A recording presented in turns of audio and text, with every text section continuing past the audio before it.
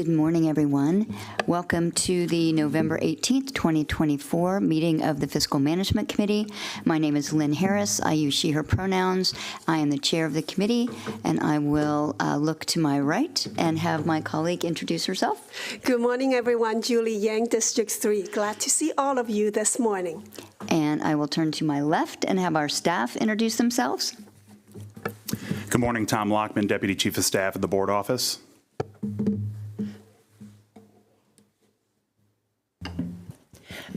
Becky Gibson, Recorder for the Board Office. Okay, and as staff join us at the table to discuss the various items on our agenda, we will be introducing them. And before we get started, just a quick point of privilege.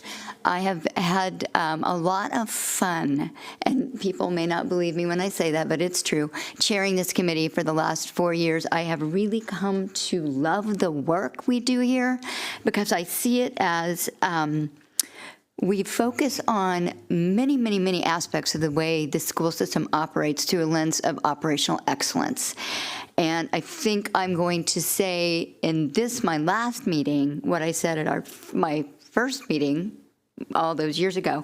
I think our operational excellence requires us to stop saying that we're building trust, but just to be trustworthy in our work. And that means being as efficient as we can, being as utterly transparent as we can in the way we communicate, in the way we talk about our work, and that includes making sure that however we're presenting the work of the system, action items on the consent agenda of a board meeting, the material that we talk about in committee meetings, it needs to be presented in a way that the public understands what we're doing, how we're doing it, and where the money's going, because it's not our money, it's theirs. And I do appreciate the way we are making progress in enhancing our transparency and our efficiencies. We have a ways to go. I appreciate the focus this year on just getting better in everything that we're doing and being very, very honest with the things that need improvement, and really the focus too on serving our customers well, making the process of their engagement with our system one that does whatever reason they're engaging with us, doesn't make that situation worse by the way they're treated, but instead helps that process be as kind as it can be. I guess I'll put it that way. And that's if they're employees in the system, if they are our customers, partners in the community, just how we are working to just treat people well as we do the work of the school system, because it is a people business. So with that, I will kick us off on our agenda. First thing is there's an informational summary from our September 24th meeting. Any concerns, issues, amendments to that? Okay, I don't have concerns about that summary, but I want to actually take this opportunity to express my gratitude, and I think the board's gratitude to you for chairing this committee for 4 years. 4 years. You have made a tremendous difference in how we improve our service, and you have introduced sustainability as an ongoing topic for this committee. For that, we are very grateful for your service. Well, thank you. And I'll say it again, I don't know why everybody doesn't want to be part of this committee. Well, we'll continue to be. This is the most sought after committee on the board. Keep saying that, and someday it'll be true. You see, I have trouble using the S word, right? Yes, indeed. So the first item on our agenda then, we are going to be talking about our year-end FY25, I'm getting my fiscal years confused, our FY25 year-end financial report, because, again, in the interest of transparency and being trustworthy, we want to be very clear about some of the challenges that we know are ahead of us, and that our superintendent is committed to addressing very forthrightly, and that is the way to do business. So I am going to let's see, turn it over first to Ms. Alfonso Windsor to introduce herself and the rest of the team at the table. Good morning. Thank you, Ms. Lynn and Ms. Young. We're here today to present several items in terms of our financial outlook and our for the past and the future and the current outlook. The first item is our year-end financial report. That report, it will be Dan Kelly, Director of Financial Services, and Mr. Rob Riley will provide that report, and then after that, our external auditor will do the next item. So with that said, I'll turn it over to Mr. Riley and Mr. Kelly. Good morning. I'd just like to take the opportunity to thank Ms. Harris, too, for her oversight of the Fiscal Management Committee. I think we've come a long way over the last 4 years, and it's always a pleasure.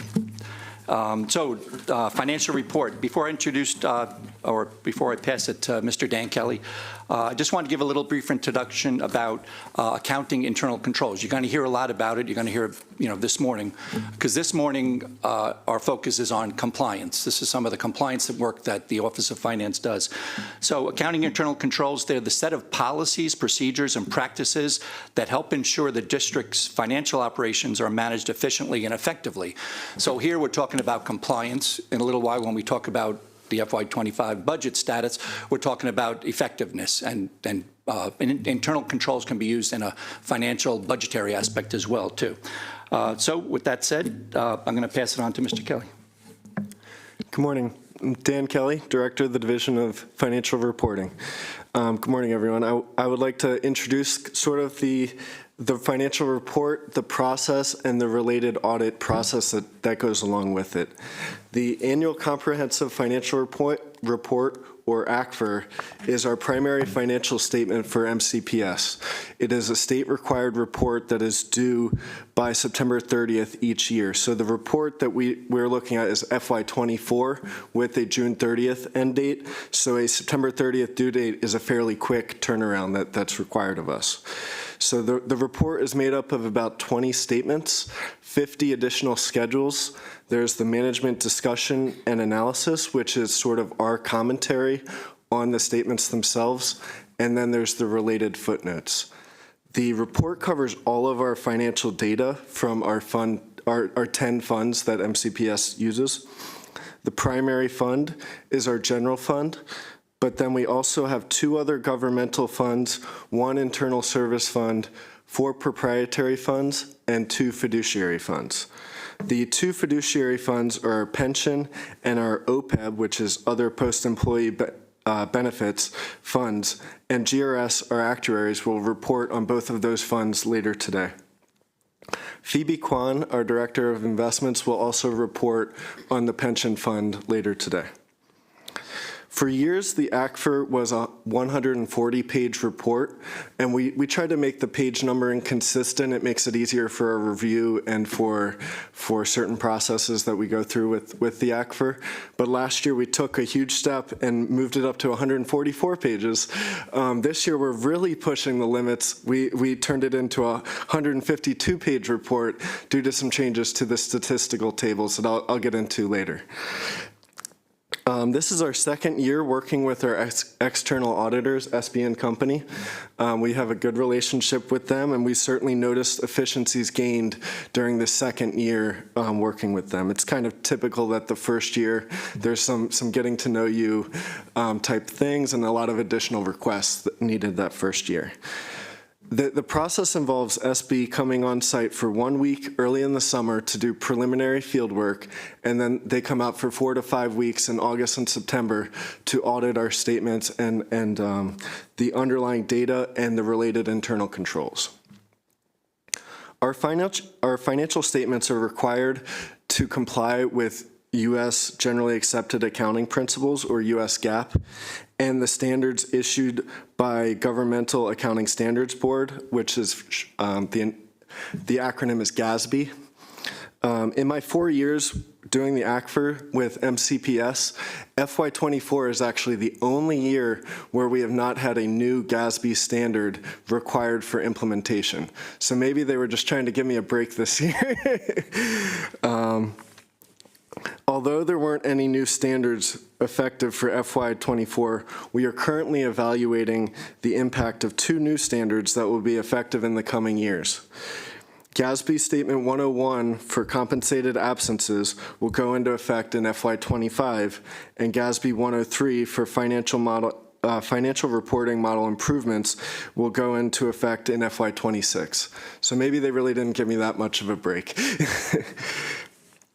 This past year, however... Mr. Kelly, I just want to clarify. So the process that you're describing here is one that happens annually. The external...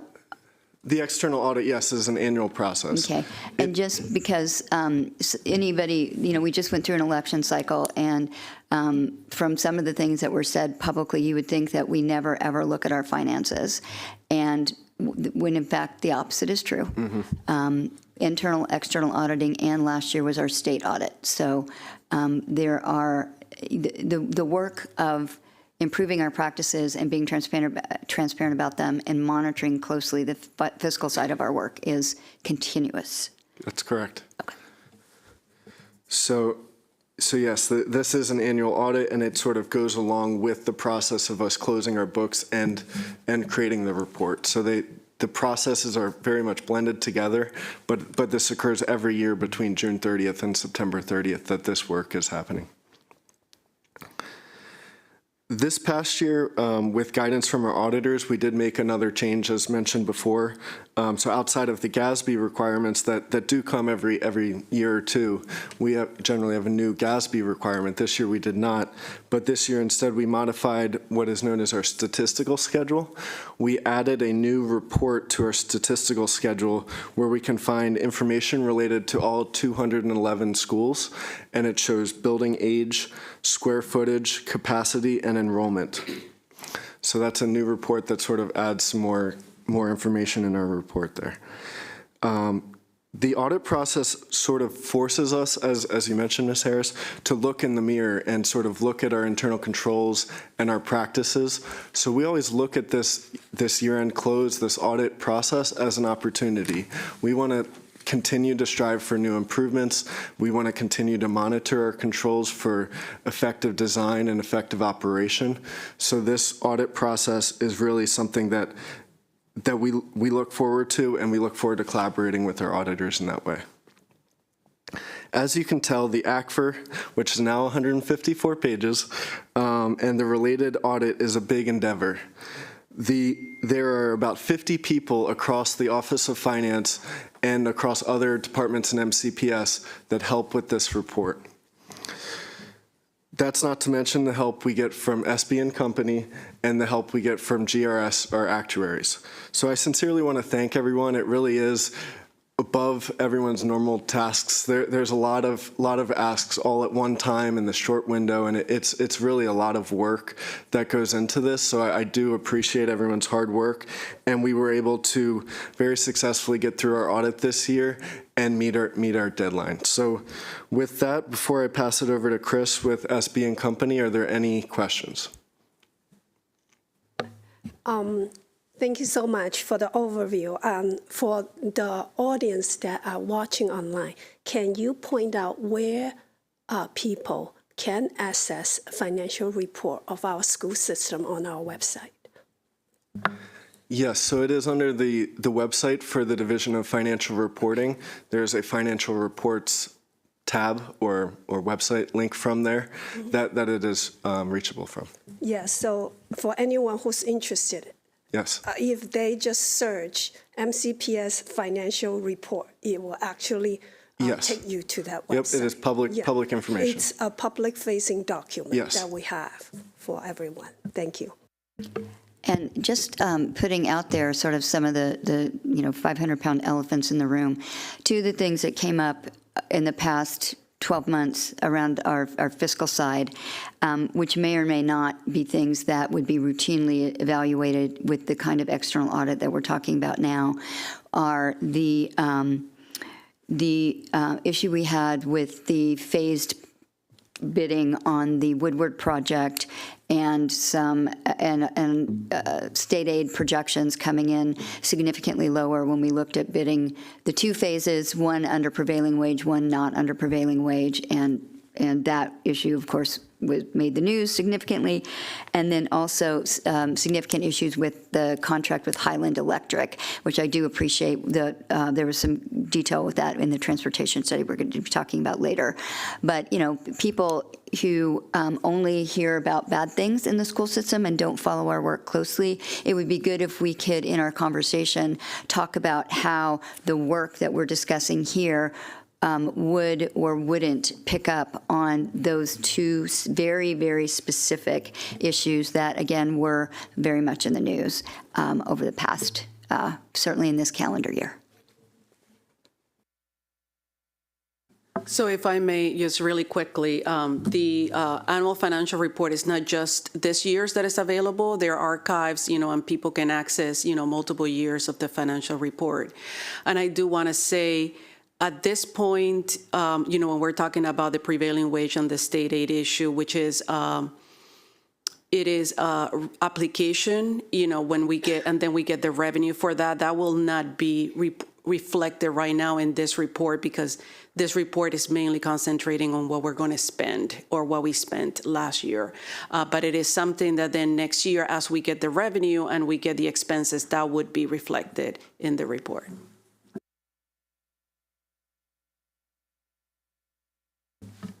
Okay, well, good morning, everyone. I'm Chris Lehman with SB & Company. I was the audit partner, again, on this year's financial statement audit. And I do have a presentation that I'll walk through. Do you have it on me? Oh, there it is. Okay. Should I just say next slide? Okay. You can go to slide 4, which is the executive summary. If you have questions as I go through this, please feel free to just jump in. I'll keep this, fairly high level, but if you have any questions, just let me know. So some of this may be a little repetitive of what Dan had mentioned, but our scope of services that we were engaged to perform was the audit of the June 30, 2024 financial statements. That also includes what was termed the ACFR, or Annual Comprehensive Financial Report, which goes above and beyond the minimum reporting requirements, and as Dan had mentioned, also includes additional statistical information.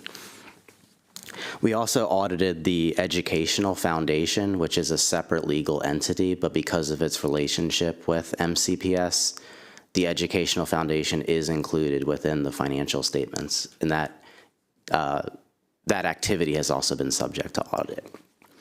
In addition, we're in the process still of completing this single audit, with an expectation of having that issued at the end of December. But because the school system expends well over $750,000 per year of federal funds, that does trigger what's termed a uniform guidance or single audit, which is a compliance type audit of certain federal grants that the school system receives on an annual basis. That is traditionally also an annual compliance audit that has been completed in the past. So, summary of the results: we've issued a clean or unmodified opinion on the financial statements. We've also issued a clean or unmodified opinion on the foundation. We've discovered no material weaknesses in any of the internal controls, and I have a slide that you'll see what we consider our key processes that affect the financial statements in a few slides. And also, the single audit is in process. To date, we have no findings to report, but we're still going through our due diligence on that. Next slide. This slide here is just a picture of the risk-based audit approach that we use, and it's really designed to be similar to a funnel. And in appearance, hopefully it looks somewhat like a funnel, as we're filtering out risk through the financial statement process. And we spend a significant amount of time, I guess, from the core parts of the audit, looking at the second, third, and fourth section of the 5 sections there. And that second section is where we understand the internal controls, we understand how the school system processes transactions, and then test transactions to see whether or not those transactions are hitting the general ledger, the trial balance, in the accurately and in the proper accounts. Then once management closes the books, we do a financial close and reporting assessment, as well as some significant substantive testing, which is a lot of that's testing the balance sheet, confirmations, validating year-end balances for accuracy. So it's really a three-pronged approach between controls, analysis, and substantive is what gets us our comfort with the account balances. Next slide. And then this is just a slide from the control perspective. So before we get into the key controls that are listed there, we also look at what's termed the control environment. And that's there's an internal control framework that includes 5 interrelated components. Of course, the first being the control environment, but we look at management's risk assessment process. We walk through and understand the control activities of the organization, look at the information and communication that's being used, and then how are internal controls monitored. And these areas are the responsibility of management, but we assess whether or not we believe there's a proper design and function of these processes, and we believe that there is an effective design and operation. And then taking that a step further into the key controls, and this kind of gets into where I mentioned the three-pronged approach for how we test transactions, whether it's controls, analytics, or substantive. Key controls we're looking at is treasury, whether that's bank reconciliations, investment reconciliations being done timely and on an accurate basis. There are certain estimates within the financial statements, as Dan had mentioned. There's actuarial reports that are also used for information that's included in the financial statements that's related mostly to the pension accounting and the other post-employment benefit accounting. There's some significant assumptions and estimates that go into those numbers. Looking at the financial reporting close process, to have an audit publicly available 3 months after year end is a very, very aggressive deadline that you all have, and it's the size of the organization, also plays into how important it is to get those statements out 3 months after year end. Sorry, I was toggling between 90 days and 3 months. Sorry, and to be able to get an accurate set of books to audit within that deadline, I kind of think speaks for itself. We also test payroll transactions, revenue, fixed assets. We look at information technology as it relates to the ledger, who has access to the ledger, who has access to make post transactions and things of that nature. And then lastly, because of the single audit, we also will test the grant compliance from a control perspective. And we're still in process for grant compliance, but we can say all other areas were both designed and operating effectively for the period under audit. Questions so far? Just one, for those who may have been following some of the work of the system that we've been talking about for quite a while now, which is how we have been bringing our business systems into the 21st century. It's been a multi-year process. We are moving into one of the final phases of our human capital management piece. Now, how does the evolution of our business systems and processes align with the work that you are doing annually? Because I would guess at where we are in the ongoing process, some things are not the same year to year. So, if you take, for example, the key controls, and that's why every year we will, re-understand the process, because one is if we assume it's always going to work the same, controls will deteriorate over time or they're going to change. So one is we would reevaluate our understanding to see, did something change? So if there's a system change, that's something we would build into the audit process, have our IT people look at that as part of our understanding the environment, but then also test transactions that happened under that new system. So if it happens, in the middle of the year, we know 6 months, or if it happened in the middle of the year, we know 6 months it's going to be under the old processing, and then we know the next 6 months will be under the new processing.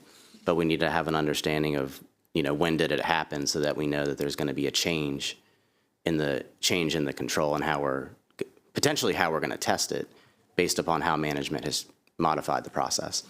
But I know we've been talking about, and the team's been very good at letting us know proactively about things coming up. So we have not been surprised. It's, hey, changes are coming for payroll, changes are coming for how we're going to do X, Y, and Z.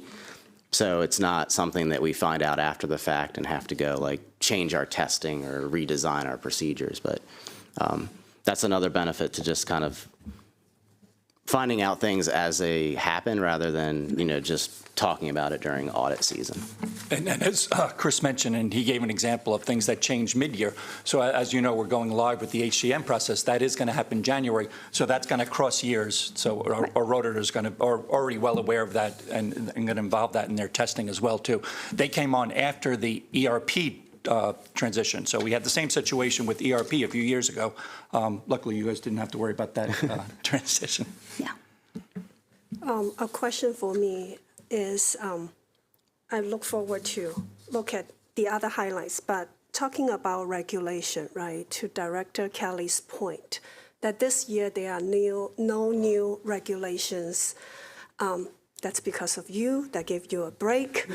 Okay, and then do you foresee any regulation changed coming up for the next year or so that might impact our material work with our internal process and outside collaboration? Yes, I mentioned there are two that we're looking at and monitoring to see how they will impact us. Mm-hmm. One of the statements, GASB 101, is for compensated absences.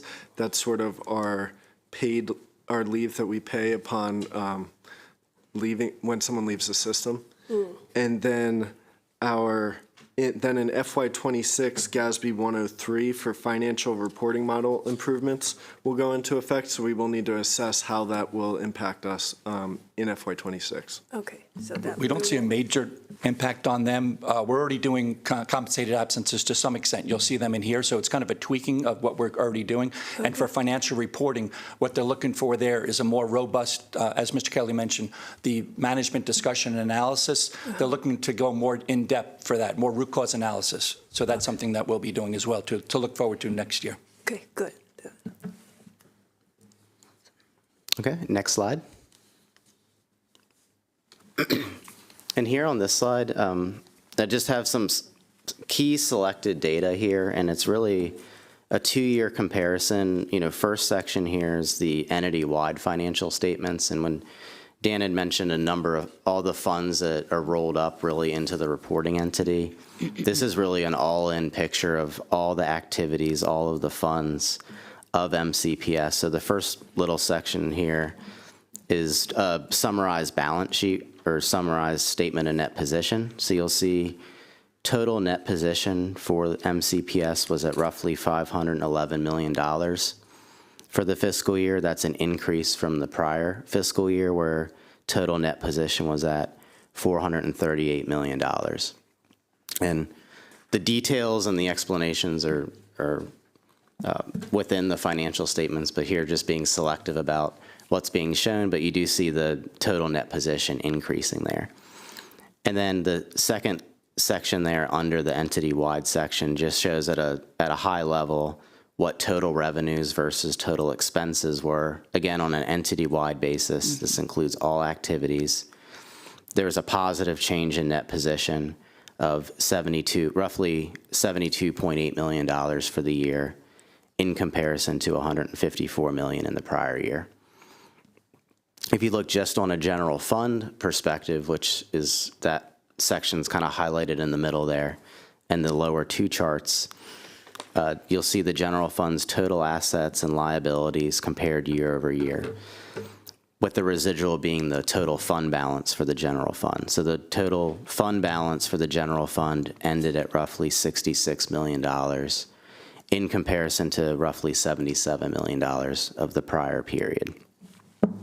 And then the table below that shows the inflows, or the revenues and the expenditures, and the quirky accounting term, other financing sources there, which are all the inflows and outflows for the year. So there's a negative change or a use of fund balance of roughly $11 million on a GAAP basis. Again, this will be different than if you look at your budget to actual, but on a GAAP basis, an $11 million negative change in fund balance, where expenditures exceeded revenues and other financing sources. In comparison with the prior year, that was roughly $9.5 million negative change in fund balance. Okay. Next slide. And I won't read through all of these. These are, and some of these I hit, a few of these I hit on the beginning, but through our process, we identified no issues with accounting policy. There were no accounting policies that we thought were either unacceptable or barely acceptable or super aggressive. We had no audit adjustments that we proposed to the numbers, so that speaks to the quality of the ledger and the information that management's maintaining in the system throughout the year. We did not identify any fraud, although a financial statement audit's not a fraud audit. We are required to have a healthy skepticism of fraud, and nothing was brought to our attention as far as that. And as I mentioned, we had no material weaknesses in internal controls. We had no disagreements with management on any reporting matters. Next slide. Yes. Regard to this slide, I have a question to ask, right? You did talk about that there was no delay. We have an aggressive timeline for collaboration, for the audit to come out 3 months. But were there any management issues you found unusual, but it's not worth it to know in the report? You say you haven't noted any thing in the report, but I just want to clarify, are there any unusual practice, small might be, and it's not worthy to know in the report, but you notice?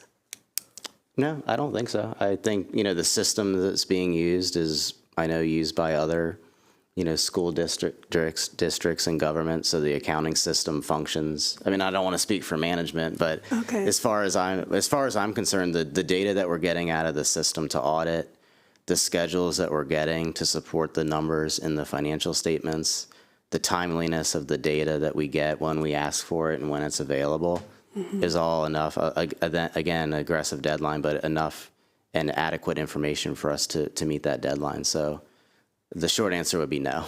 Noted. Yeah. Thank you. And then next slide. Really no, it gets a little repetitive, but really no issues that I need to bring to your attention. We also go through and make sure that we're independent from the school system. We have no issues with our independence. We provide no non-audit services, so there's nothing that there's really not much of a risk that we have where we could impair our independence from doing other services, because we're really just doing the financial statement services. Other than that, I do have my contact information as well as our engagement partners information on slide 11. And with that, I'll just open it up for any last questions. Yeah, question for me. So just for the viewing public, the type of audit that you perform looking at our end-of-year financial report, the books close on June 30.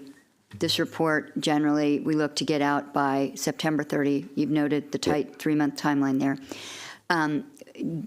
Does that include reviewing? And I've heard Mr. Riley has described some of the controls this way. It's like you're sampling transactions. Yes. So you look at certain types of transactions, payroll, that kind of thing, and you choose selected random examples, look for, following the procedure and any issues or concerns. Right. Do you also look at contracts and procurement?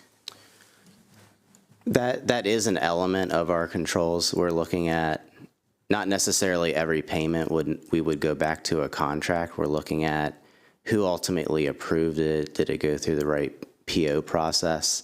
Sometimes where we see contracts could play a bigger role sometimes in our single audit, depending, because the OMB, or Office of Management and Budget, determines what we need to look at from a single audit perspective. Procurement is an element in certain programs that are under audit. So sometimes when we're looking at it, it may be related to a program as well. But there is an element of procurement involved in the audit as well. Okay, so if you looked at a contract, you wouldn't be looking at the terms of the contract, you'd be looking at the processes around the contract. Did it go through the right process? So when the payment was made, was it under a valid contract that was not not expired or something of that nature. So it's more about the control of the expenditure more than maybe the terms of the contract. We're not really evaluating terms and conditions of the contract, or did the contractor do what they were supposed to do?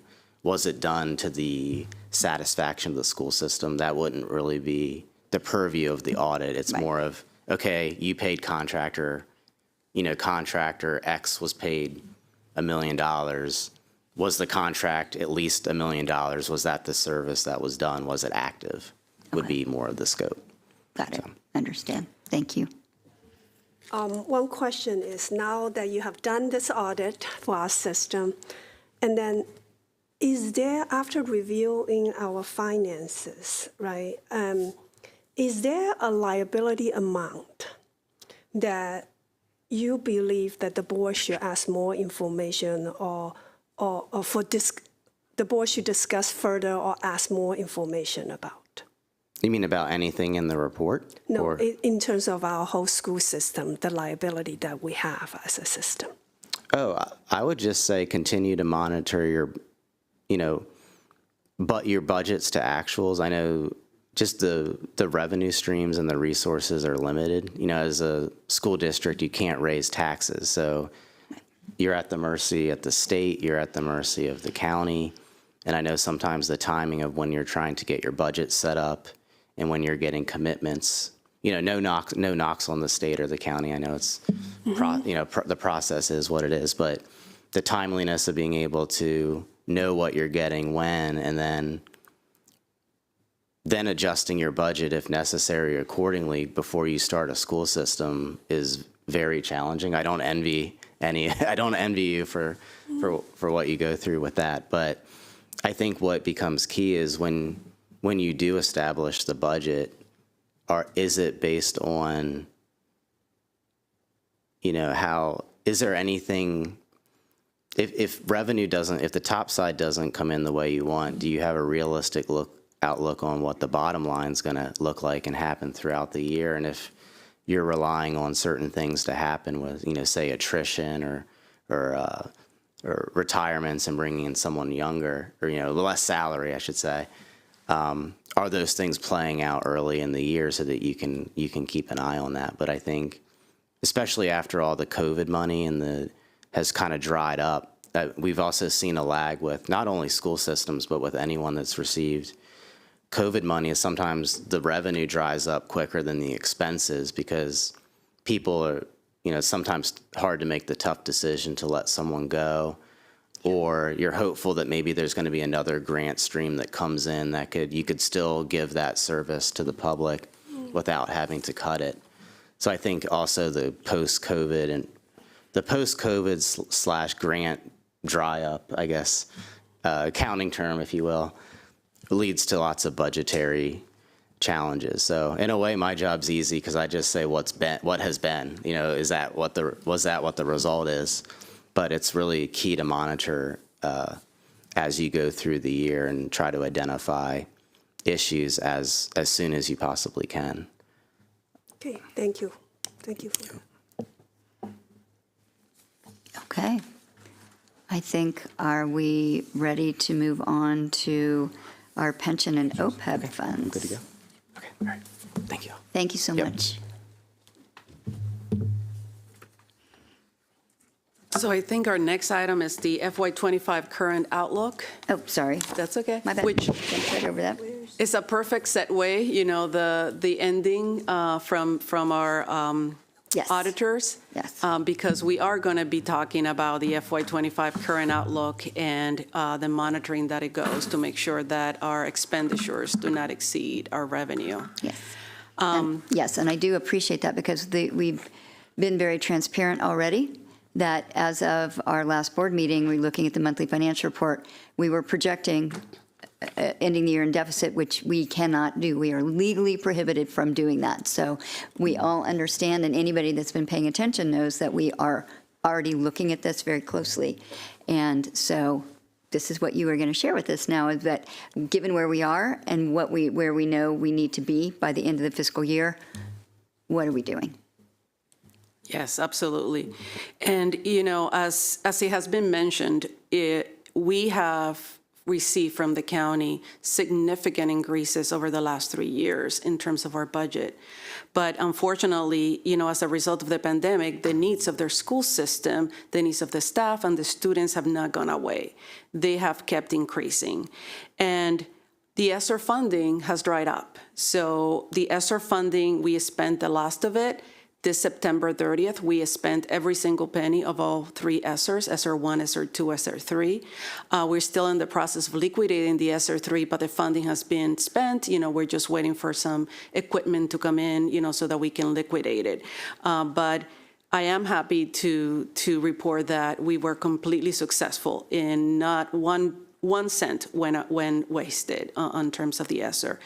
Unfortunately, we did have some items that, as you know, we moved from the ESSER to the operating budget because we had to continue doing it due to the needs of our school system. As you know, we do financial monitoring every month. We start our financial monitoring process every September, and it goes all the way through June. And part of that financial monitoring is every office. We have a system, a financial monitoring system, where we open it up for every office every year, every month, so that they can tell us it shows how much they spent to date and how much they're planning to spend through through June 30th. It will be required by them to do that. And obviously, we do it every month because things change. Things might cost a little bit more, they might cost a little bit less, the needs change. And then the budget office, the Division of Management and Budget, Carly Thompson, the acting director, is here in case there's any questions. The specialists go in and analyze what the offices have submitted, and they analyze it line by line, but they also analyze it by category, because as you know, we have to report in terms of our state categories, both to the state, to the board, to the county council. It's very important for us to make sure that we keep a close eye on all of them. We also look at revenues monthly, at any changes in revenues, not only the expenditures. So as we looked at September, the financial monitoring that ended on September 30th, we had some increases in revenues. We know that we are projecting, and again, this is all projected right now, that we're projecting to receive a $3.7 million additional in non-public placement, which when we talk about the expenditure, there's a correlation there, because our students that have been placed in private placements have increased, and that's why we're getting a little bit more money from the state for those. And then we have the Jules settlement that we know that we have talked about, and we received $1.9 million in July from the Jules settlement. And we're expected to receive the total amount by FY27. They're in different, payment schedule for MCPS. Yeah, and I did just want to stop just a minute and first of all appreciate the way you kind of have teed this up, talking about the increasing revenue coming into the school system over the past several years, because we all are hearing, you can't just keep talking about COVID. You can't blame everything on COVID. Your enrollment hasn't rebounded. But what we know is that the needs that are evident in the students that we have now is different from the needs that were evident in the students that we had before. We have a greater percentage of students requiring special education services. We have a greater percentage of students requiring who are multilingual learners. So when people say you aren't the same school system, we know we are not the same school system. And what we're talking about today is how we are monitoring the fiscal side of serving these students. The decisions about where the money goes is an operational decision that's not the work of this group. You guys monitor where the money goes and the categories in which it's spent, but the decisions about where the dollars are going and where they're going to be spent aren't here. And I do appreciate that we're already acknowledging that for some categories of spending, we are already exceeding in November the amount that was projected for the entire fiscal year. And it's because of the work that you do that we are focusing on that, and we are aware of that, and we are being very transparent about that that's just the reality of the system right now. And then the work of what we do about that is those are operational decisions coming out of the superintendent's office, but you all are the ones that are keeping us focused on where those dollars are going and how they are related to where we thought they would be going when we passed the budget in the spring. So kind of two sides of the same coin, both very important. That's correct. And as Mr. Liebman, the auditor mentioned, we start monitoring very early on because we have to make sure that our expenditures do not exceed the revenue. And just like you mentioned, our special education population has increased significantly since the pandemic. EML and our free and reduced, the students, our poverty level has increased as well. So the needs have continued to increase. So we talked a little bit about the revenues, and now I want to talk a little bit about our expenditures. So like you mentioned, Ms. Harris, we are projecting, that we are going to end up, if we were continue to do things that we were doing, we would end up in a deficit, which we know that we cannot do, not only because it's not legal, but because we want to make sure that we are good, fiscal responsibilities, that we take that very seriously.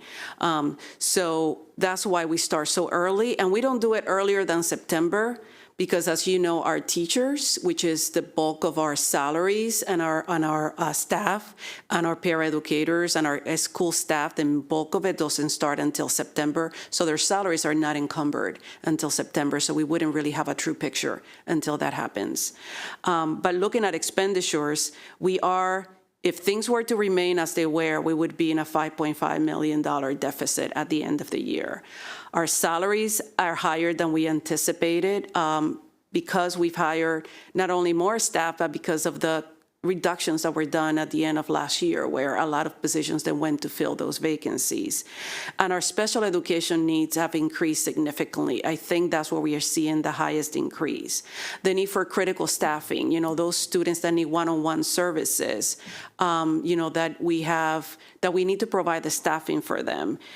Contractual speech therapy and nursing services. I think we are all very aware that we are not able to hire as many speech pathologists. They're not out there. And so we have to hire contractual services for that. And they're more expensive. And it's very competitive right now. Every single LEA, it's going for the same companies and the same people that provide the services. So obviously demand and supply, results in an increase in those services. And then the non-public placements, we are seeing an increase on those as well, which has supported the deficit that we are anticipating, even though we're getting $3.7 million or projecting to get $3.7 million more in revenues. That is also impacted by the Teacher Parity Act. As you know, that in private schools, the state is trying to make sure that they get paid about the same salaries that public schools, and we have to pay for it. So that's part of those increases in non-public placements. So as we review the projections and we determine where we thought we were going to end at the end of the year, the superintendent made the decision that we had no other choice, right? We are requesting a special education supplemental appropriation. It came to the board at the last board meeting, is going to county council. And that supplemental appropriation is really made up of our funding. We had about $11.8 million of fund balance at the end of last year as a result of our expenditure projections and all of that we were hoping to use for our employee benefit plan, because as you know, we are having some issues with our benefits. And it's not only our issue. We're seeing that across the state, across our county, where the healthcare costs are increasing. In addition, we had $7 million from last year due to interest revenue that the system had received as a result of great investments by our staff. So we're combining both of those in a $17 million supplemental appropriation for special ed. And I just want to make sure that everyone is aware that that's not to do anything more for special ed. That's just to be able to make sure that we meet the needs this year in terms of special education. So that's where we are with our expenditures. And if you have any questions before I go to the next. I do have a question about expenditures, about salaries, right? I understand our adjustment for inflationary cost. Did you say all additional staffing for EML or special education due to the increase of those student population? But can you clarify, did you say that we actually increase our staffing cost this year despite we have position reduction at due to class size increases? No, so we didn't increase the staffing. What happened is, let's say that we had 1,000 vacancies last year, which we Okay. closed that, right? Okay. We eliminated 200 positions as a result of class increases and, some of the things that were implemented in the budget. But those people didn't go anywhere, right? So they were placed back in the schools, and, teacher positions, special ed positions. So if a school had more vacancies the prior year as a result of the increased class sizes, their vacancies decrease, which means that our vacancies went from 1,000 to 800 vacancies overall, which meant that we have to pay more, we had less money in salaries as a result of the decrease that we made in positions. But now we don't have that attrition that was mentioned before. We don't have as much attrition, as much lapse salary as we had in prior years. So the difference is because we have less vacancy in the school district. We are staffed better in terms of where people should be. Correct. Okay, thank you. Correct. So then we've talked about our revenue and our expenditures, and then I want to talk about what we have implemented to make sure that we don't end up in a deficit at the end of the year. So as soon as we start an analysis and we share the information with the superintendent, we established central office expenditure restrictions. A meeting was held with all of central office leadership so that make them aware of how serious the situation was, and then a memo went out on October 30th about the expenditure restrictions. So the expenditure restrictions is more about establishing clear controls, making sure that we have good fiduciary controls in place. So everyone is aware that they cannot spend above their means, right? This is your budget. You cannot spend above your budget because some of those deficits were a result of planning to spend above the budget. So you cannot spend over your budget. That is one of the controls. And we're also approaching it from the place where, you've heard how we're doing a zero-based budgeting this year, for FY26. So part of that is, this is your budget. What is it that you must do? What is it that you should do? And what is it that you like to do? Anything that we like to do based on our current financial situation, we're asking the offices not to do it. So when they submit their spending plan, which was due last Friday, we're looking line by line, and anything that is a surplus now that they would have liked to do that they won't do anymore, we're going to put into holding accounts to make sure that the funding is not spent by category. The other aspect of this is hiring. There's a freeze in central office hiring. I want to make it clear that this does not impact schools, but there's a freeze in central office hiring. And if any position would like to be advertised and filled, they have to submit a request that it comes through me first, and then it goes through the superintendent before they can advertise. And that buys us a little bit of, it provides two things, right? It let us know, where we are, what are the positions that we're seeing vacancies, and what we can hold off, for next year. But it also slows down the hiring process a little bit, so it gives us some of that lapse and turnover funding that we might need. So that is what we're looking at in terms of our, controls, and in terms of making sure that we align the expenditures with our budget. We'll keep doing this every month like we normally do. And if we need to set up even more strict expenditure restrictions, we'll move forward to do that. We are not anticipating to impact schools in any way, but we do want to make sure that we save also funding to put towards our employee benefit plan, which we know that is something that we have to do, and that we're working on a sustainability plan for this year and for the next few years We will present the plan to the board and to the county council later on, probably around January, February. And, it will be part of our budget discussions as well.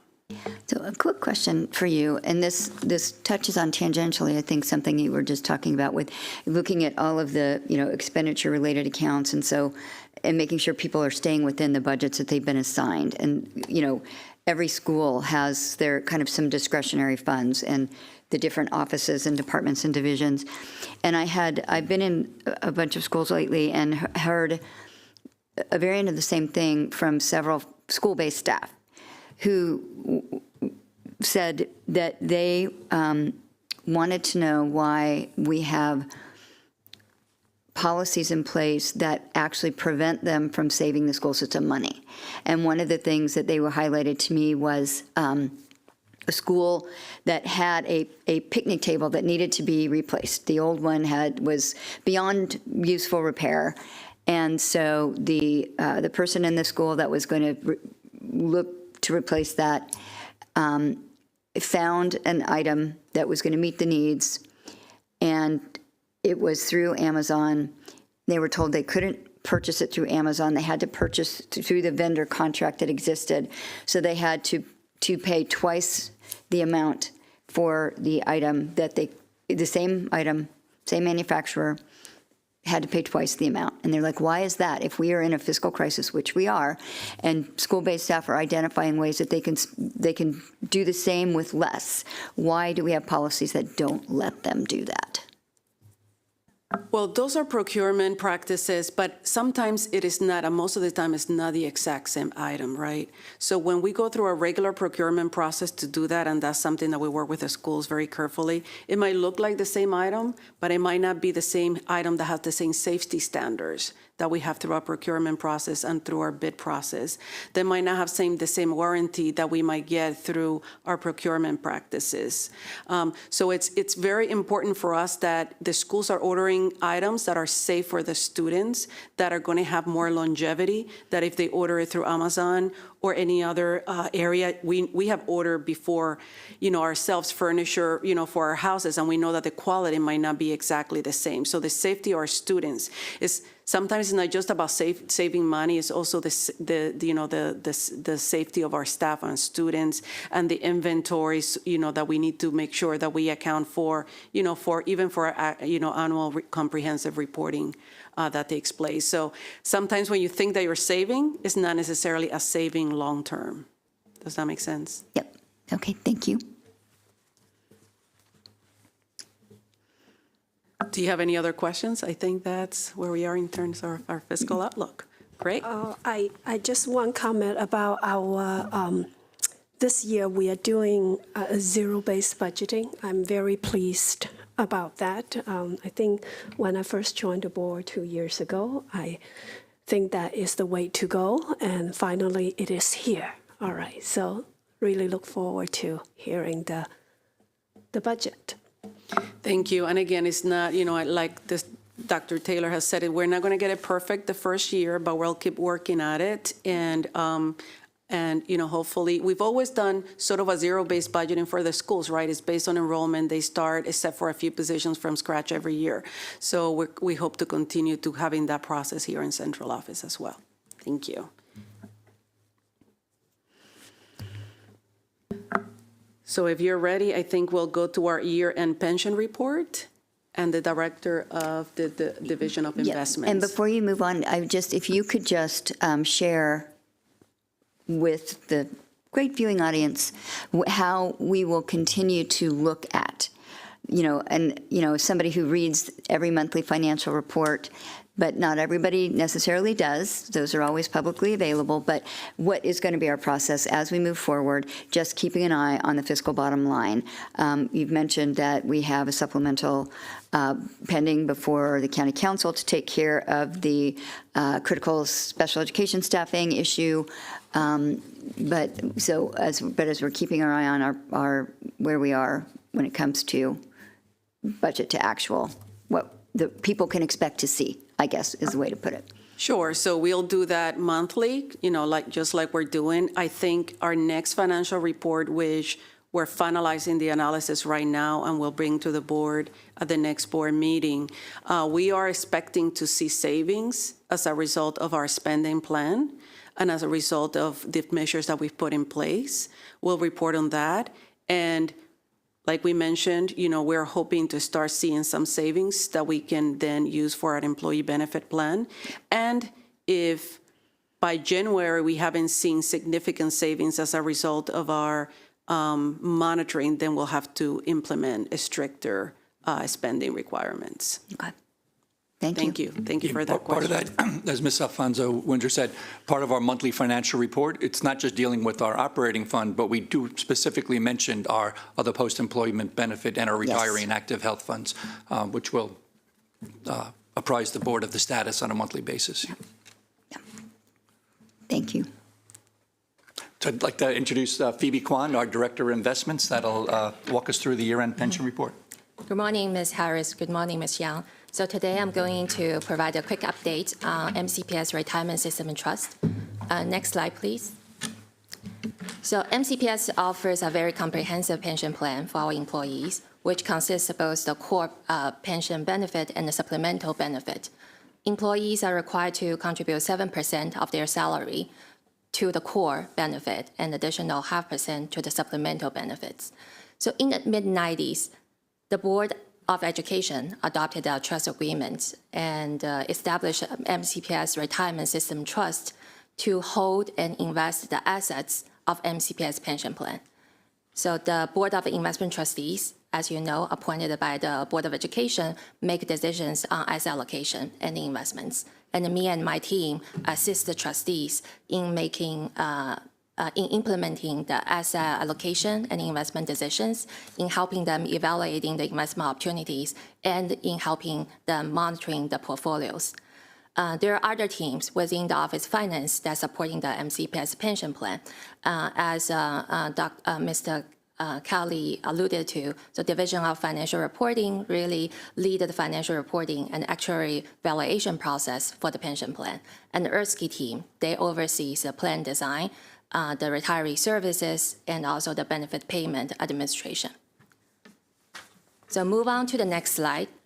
Let's turn into the investments of the MCPS Retirement System Trust.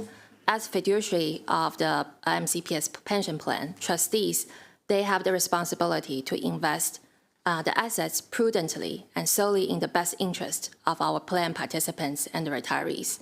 The trustees, they employ a very strategic approach to achieve the major objectives of the plan. And they define the two primary objectives of the plan as paying the benefit when due and attaining the 6.75% actuarial rate of return. The strategy focuses really on maintaining long-term strategic asset allocation, which maximize the risk-adjusted return while minimizing the investment expenses. Moving on to the next page. So you probably see this page a couple of times, but I think it's important to just take a brief review of the key components of the pension. So what you see here is a scale representing the balance between the assets and the liabilities. On the left-hand side, where you see are the building blocks of the assets, including the annual contribution from schools, contribution from employees, and also the investment return generating by investing the assets. And on the right-hand side, you see the primary factors that will impact on our liabilities. So asset liabilities, they can fluctuate from year to year, but the size of these building blocks are fairly representative of their importance over the life of the plan. And later on, I'll give you more insights into the scale of the investment return you see in the green block that the Board of Investment Trustees and our team have the greatest influence over. So what are the numbers behind these building blocks? Let's move on to the next page. In the FY24, the largest contribution to the assets came from our investment return with a gain of $257 million, and followed by the school contribution, $77 million, and the contribution from employees, $33 million through the payroll deduction. When you take into account of the benefit payments, $133 million, to the MCPS retirees and the beneficiaries, the pension ended the fiscal 2024 with a balance over $2.4 billion. So much like the last fiscal year, the pension payments of the year exceeded the contribution, and our investment return was able to deploy towards closing the gap, and also the remaining will be deployed to closing the gap for the future unfunded liability. Moving on to the next slide. So I want to go a little bit deeper into the green block of the slides. This is also slides you've seen before. Not a lot of changes here, but as I mentioned earlier, one of the primary objectives of the Board of Investment Trustees is really to build a portfolio with exposure of multiple investment strategies that in aggregate they believe can achieve the target rate of return 6.75%. So on this slide, on the left-hand side are those strategies that should produce higher returns for the portfolio over time. And on the right-hand side are those investment strategies that provide downside protection that in a very weaker economic environments. And moving to the next slide, you will see where we are standing today against these targets.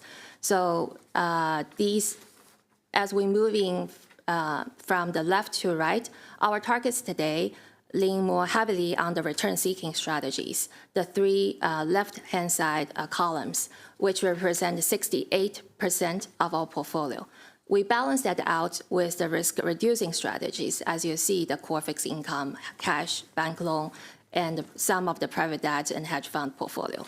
So it is worth noting that our private markets portfolio is one of the primary return-seeking assets, and it has not reached the target allocation as they typically invest over 3 to 5 years, and during which they gradually call capital and deploy the capital to the selected underlying investments. So the investments will be built up and the target will be reached over time.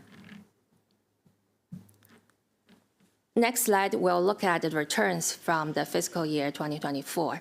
And we see the total fund return has outperformed our 6.75% rate of return target and the median return from our peer universe, which you see is the blue bar. That's the median return of over 600 other public pension plans in the country. But our return lagged the policy benchmark and also the allocation benchmark, mainly due to the reason I alluded earlier is the underweight of our private markets investment. And also there is some underperformance in the legacy investments in the real assets class. So going to the last slide. So fiscal 2024 has been a very busy year for our team. We reviewed and updated the Board of Investment Trustee ethics policy. That's one of the major governance documents for the trust. And we have committed over $140 million in the investment to the private markets funds. We have also reduced associated investment expenses through the termination of 3 global equity managers. And we renegotiated the general investment consultant contract. And we continue to collaborate with Erskine team and advocate for a full benefit payment administrator transition. And with all these efforts and initiatives, it is expected to reduce the trust cost by $2.4 million a year. So that concludes my presentation. Before we move on to the GRS review, I'm happy to address any questions you have. Just, a question for me. So you talked about earlier, and I do want to just say I appreciate our investment trustees for the work that they do on our behalf. Nobody thanks them enough, so thanking them. But you talked earlier about, looking for a balanced portfolio and managing risk, because it's really not, it's the public's money that we're talking about and our employees' money. And so looking at the portfolio that's created with the advice of the investment trustees, how are we balancing risk? Because it's been pointed out that if we just invested in the Standard & Poor 500, we'd have about an 8% return over time. And so what, the decisions to have a more diversified portfolio, Can you explain just a little bit more about that? Sure. So as you mentioned, diversification is always a key to reduce the risk of the portfolio. If you look at the past 3 years' experience, yes, S&P definitely outperformed almost any other asset class. But we cannot just make a decision for future just based on the last 3 years' experience, right? It's always important to diversify our portfolio because if you look at back in 2008, like early 2000, in those economic downturn, stock market has been hit the most. Yeah. And you don't want the portfolio to has that volatile return associated with the market return, right? So you kind of want to have a diversified portfolio with uncorrelated risk. So that's one. And the other thing is I think our trustees and our team always focus on is reducing the expense, right? That's another thing to help with the investment return. So I think and I think the third leg of it is really the liquidity, right? Because one of the major objectives of the plan is to pay the benefit when due. So we always want to have that kind of liquidity factor in our investment evaluation process that we need to consider, hey, we have enough kind of liquidity to pay for the future liability, those benefits. So with these three, I think the trustees can make an informed decision. So it's always like, most people know we cannot put all the eggs in one basket, right? So we cannot just deploy money to the S&P 500. And also, if you look at our portfolio, largely the global equity manager, largely they're passive. So they're not really generating high investment cost. We're just looking to have the beta return. But the problem is the question to us is we want to achieve that alpha, right? Because we are now 100% funded. Yeah, so I think at the base of it, what I'm hearing is that we are looking to have a portfolio of investments that guarantee us some stability over time and not be subject to dramatic ebbs and flows that definitely do affect certain sectors of the investment market. That's right, yeah. Okay, thank you. All right, I have a comment and a question. First, I want to highlight this slide. I'm very impressed to see how we are able to reduce expenses in several of these bullet points, right? 1 million by 10% by 1.4 million per year. And we are a large school system. We have a lot of buying power. And go back to talking about relate to our procurement process too. We need to do really good negotiations so that with our purchasing power, we should land some good deals for the school system, right? So I really appreciate your work and the committee's work, the whole group's work in this area. I'm trying to understand a bit of the trends. So for slide 5, it talks about contribution and payout, right? Our payout, benefit payment is more than contribution this past year. Can you tell me a little bit, which it's made up, more than made up by our investment income? Okay. Can you give me a little bit trend? Has it been that our contribution is less than our benefit payment? Has it been like this in recent histories? I think it really started to happen after 2019. So this is relatively a new development in the area. Okay, so thank you. Talking about contribution too, so our next presenters, GRS, they're our actuaries, and they help us, looking at assumptions within the pension plan, what that contribution should be. So they'll be able to speak to, how that number is derived, that as well as the OPEB contribution, other post-employee benefits. Okay, thank you. And if I may say, this is something that we're also seeing not just in our pension plan, but, the state pension, because of the increase in salaries And, as a result of the blueprint, like everyone, all the school systems had to have a minimum of 60,000 for. Yes. So that is having a significant increase in the cost of pension. Right. And that is going to continue having that, for the next few years, because in this case, we're talking about MCPS, but when we're looking at the state pension, we're looking at the entire state of Maryland. So I Right. believe that it was from FY23 to FY24, we saw a 1% rate increase in the state pension, which took everyone by surprise at that point, which, it has a significant impact on our budget as well and the contributions that we can make to the pension, to the local pension. Yeah, so as a risk management for us, right, to understand the trend and how big is the gap, what can we do to address the gap? So I think we're ready to move on to GRS, who's joining us remotely. And while they bring up that PowerPoint, they're going to speak to how they derive these contribution amounts, as well as how they value what the OPEB and pension funds are. So a way we see it in the ACFR, as Mr. Kelly mentioned, we'll see percent funded by the liability to what's technically in the bank. And I'm happy to say that both the pension and OPEB increased their percent funded, but I'll let the actuaries speak to that. Yeah, yes. And I appreciate that. There is a little bit of, that's good news, but our OPEB is still not where we need it to be by any stretch, yes. I think we're waiting on our friends.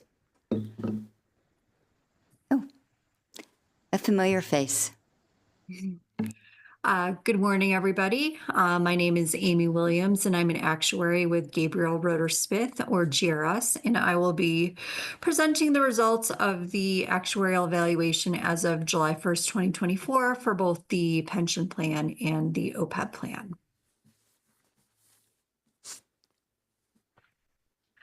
If you move to the next slide, please. Here's the agenda for our presentation of the valuation results. We're going to start off with a brief overview of the actuarial evaluation process and background, just to set the stage.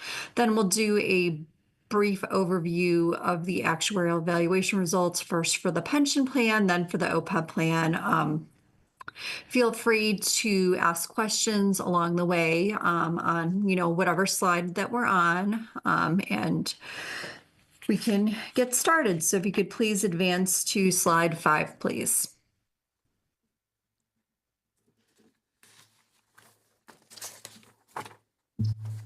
Okay, to start off, the main purposes of an actuarial evaluation, which we perform annually, are to determine the funded status as of the valuation date. In this case, the valuation date was July 1st, 2024. We develop the contribution requirements. In this case, it's for fiscal year 2026. And the valuations also provide supporting additional information for financial reporting. Next slide, please. On this slide right here, we have a picture of what all goes into the actuarial valuation. So the boxes on the left-hand side are the inputs. So we receive a data record for each covered member that's currently in the plan as of the valuation date. We receive asset or financial data as of the measurement or the valuation date. We use the plan provisions in order to calculate what the expected benefit payments were going to be from each of the plans. We use a set of actuarial assumptions and methods in order to project what those benefit obligations are expected to be. We use a funding policy. The funding policy tells us how to calculate the contribution requirement. So with those inputs, those all go into the actuarial valuation report. And as I mentioned, the main outputs are the funded status. That's the ratio of the assets to the liabilities, the contribution rates or the contribution requirements for the applicable fiscal year for fiscal year 2026. And then we get some accounting information that we provide in order to prepare the ACFR. Next slide, please. On this slide right here, we have a summary of the actuarial assumptions. There are certain actuarial assumptions that go into both the pension and the OPEB valuation. And then there are some additional assumptions that are going into the OPEB valuation only. And then we classified the actuarial assumptions into our economic assumptions, that's on the left-hand side, and our demographic or people assumptions, that's on the right-hand side. So one of the main economic assumptions is the investment return assumption. That's the assumption that we use in order to project how assets will increase in the future at what rate of return. On the demographic side, we need to make assumptions about when members are going to retire, what their salary increases are going to be, the percentage of members that may become disabled, that will terminate from employment before they're eligible to receive a benefit or after they are eligible to receive a benefit, but not yet retirement eligible. We use mortality rate. That helps us project how long benefits are going to be payable for a member over their lifetime. We have some assumptions that are specific to OPEB only. Those relate to our expectations on how healthcare costs are going to increase in the future, what the average cost is as of the valuation date for healthcare expenses, participation, so the percentage of eligible retirees that will elect to participate in the plan if they'll cover additional dependents. And then we use these actuarial assumptions based on input from staff and then from reviewing plan experience. Next slide, please.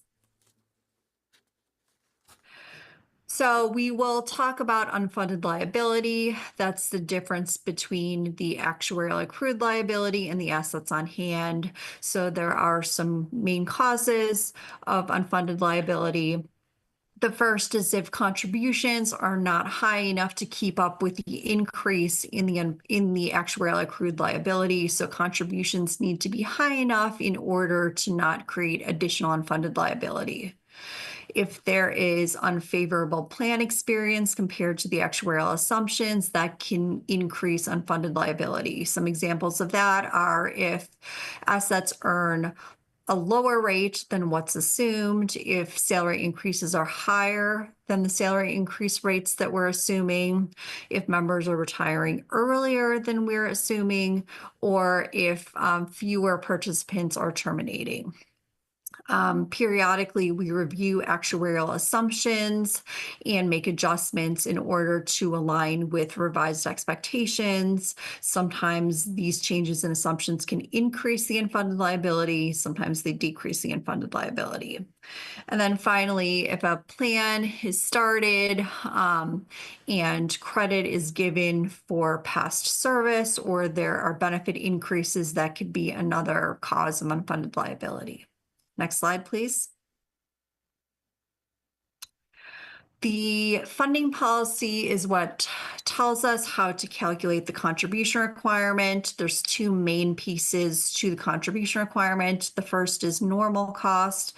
That's the cost of the benefits accruing in the upcoming year for all the active participants. Then there's a second piece of the contribution requirement, and that's to amortize or pay towards the unfunded liability. So there's a couple of items that go into calculating that amortization payment. The first is if you calculate it as a level percent of pay or a level dollar amount. So both plans were calculating the payment as a level percent of pay. So the payment is assumed to increase over time as a dollar amount, but it is expected to remain level as a percent of pay. The second component is the amortization period. So that determines, that goes into the calculation of the amortization payment, and that's how long we're paying off the unfunded liability over what period of time. So when we're performing the OPEB valuation, we're calculating a payment that's amortizing or paying off the unfunded liability for OPEB over a 30-year period, an open period, meaning that each year we restart based on a new period of 30 years. For the pension plan, we separate or divide the unfunded liability into different pieces. For plan changes, we amortize or pay off the unfunded liability over a 30-year close period for certain plan changes, a 15-year close period for the 2020 plan changes. A closed period means that at the end of that period of time, the unfunded liability is completely fully paid off. For the unfunded liability that's not attributable to those plan changes, for the pension plan, we use a 15-year open period, which means that we calculate the payment based on a 15-year period, but then the next year we restart with a new 15-year period. So using open period amortization means that the unfunded liability, you're always making a payment towards it, but it's never fully paid off at the end of the period like it is with a closed amortization period. So to that point, we do have a recommendation. It's the second main bullet on the slide. We recommend considering changing the amortization method for the unfunded liability. As of July 1st, 2024, it's approximately $353 million to amortize it over a closed amortization period. So that means that the $353 million would be paid off at the end of the 15 years. In terms of implications for changes in the contribution requirement, there would be no change for the fiscal year 2026 contribution requirement that we're showing in this presentation based on changing to a 15-year closed amortization period. However, there would be a difference in next year's valuation, whether, you stayed with the open period or changed to the closed period. But this would expect contributions to remain level as a percent to pay over time instead of decreasing as a percent to pay over time. Next slide, please. We did do a recent experience study. That's where we review the plan experience for the 5-year period, July 1st, 2018 to July 1st, 2023. The purpose is to determine the continued appropriateness of the actuarial assumptions and to make recommendations for changes as needed. We did recommend some assumption changes that were adopted by MCPS staff, and they were reflected in the pension and OPEB valuations as of July 1st, 2024. The changes were related to salary increases, retirement rates, withdrawal or termination rates, disability rates, and mortality rates. Next slide, please. Next slide after this, please. First, we'll talk about the pension actuarial valuation results. There were no changes in the plan provisions since last year's valuation in 2023.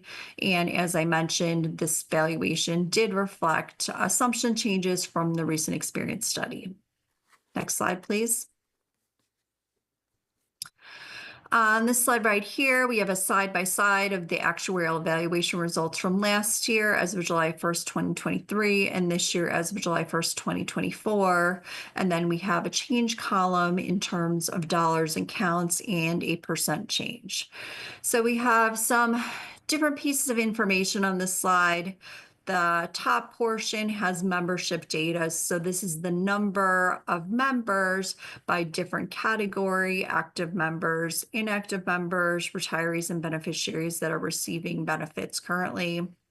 If you look at the total row, there has been an increase in total membership between 2023 and 2024. There are approximately 51,800 members as of July 1st, 2024. That's an increase of about 1,900 members since last year. Next, we have the plan liabilities. This is the benefit obligations of the plan. We have the obligations split out by the different categories: active, inactive, retirees, and beneficiaries. If you focus on the total row, the plan liabilities or benefit obligation has increased by about 139 million, from about 2.7 billion to 2.8 billion from 2023 to 2024. Next, we have what we call our actuarial value of assets. This is a smooth value of assets, so it's different than the market value of assets that Phoebe talked about. So based on the smooth actuarial value of assets, there was an increase of about 120 million from 2023 to 2024. So the smooth value of assets is about 2.4 billion as of 2024.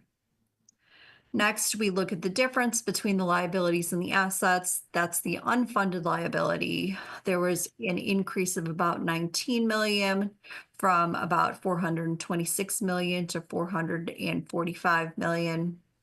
And then finally, we have our funded ratio or funded position. So that's the assets divided by the liabilities. So based on the smooth basis, there was an increase from 84.1% to 84.2%. And then if you look at the second footnote that we have on this page, when we measure the funded ratio based on the market value of assets, there was an increase from 80.9% to 85.1%. Next slide, please. On this slide right here, we focus in on the contribution requirement. So the setup is the same in terms of last year's valuation results and this year's valuation results. Last year's valuation results calculated the requirement for fiscal year 25. This year's 2024 valuation calculates the requirement for fiscal year 2026. We have our components here, the normal cost, the cost of benefits accruing, our amortization payment, and then we get the total required contribution. Employees do make contributions, so then we subtract that out in order to get the board contribution requirement. So it's estimated that the dollar contribution will increase from about 78 million for fiscal 25 to about 83 million for fiscal year 26.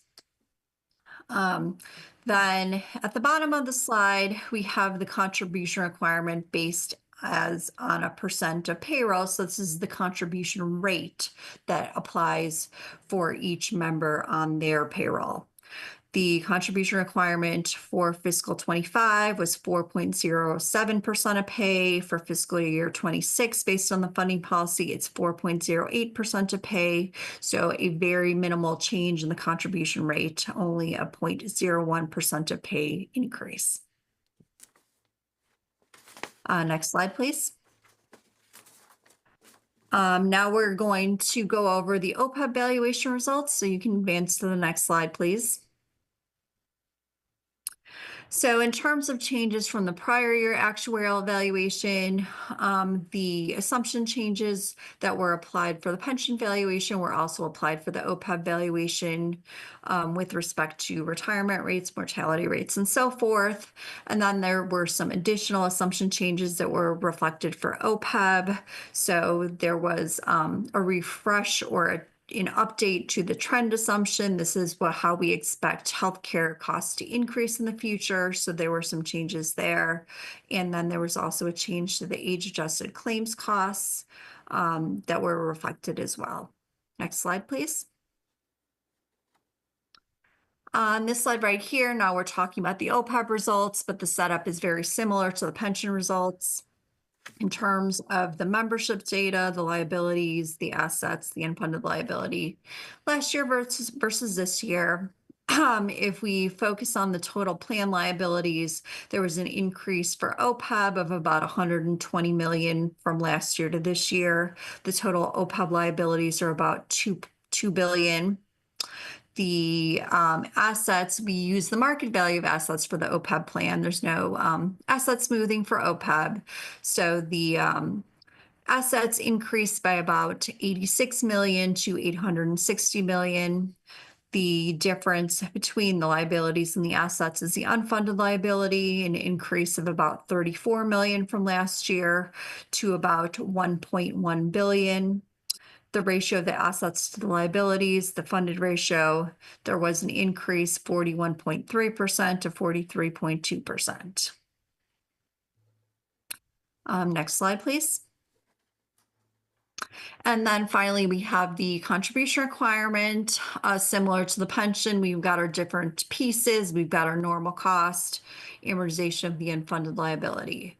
That gives us the total contribution requirement, about $150 million for fiscal year 2026. And then we divide that into two components. One component relates to the expected benefit payments for the current year for the retirees. So for fiscal 26, we're expecting benefit payments to be about $92.3 million, which leaves about $58 million in what we're calling additional contributions. So these are the contributions that would be deposited into the OPEB trust to help build up or improve that funded ratio. So to the extent that the full additional contribution is not made, which it has not been made, in the recent past, that will, result in slower improvement in the funded ratio than if the full contribution is made.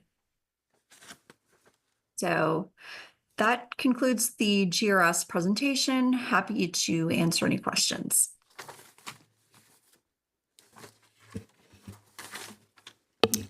I guess just overall, high level here, I think, we still have work to do to get our OPEB stable and to have the revenues in that fund that we are projecting that we are going to need to keep the kind of the promises that we've made to our retirees. But it looks as though, at least for the past couple of years, on the assumption side, our assumptions have been relatively reasonable. And we are, the funded position for the OPEB is, I guess, this was better than I thought it would be, based on what we've been talking about for the past 18 months. Yes, there was an improvement in the funded ratio for OPEB as a result of the favorable investment experience. So that is good news, given the fact that the full additional contributions have not been made. So despite that, there was an increase, which is promising. In terms of the actuarial assumptions for the OPEB, the liabilities and the investment return assumption are based on a 7.5% return assumption that's consistent with the Montgomery County assumption.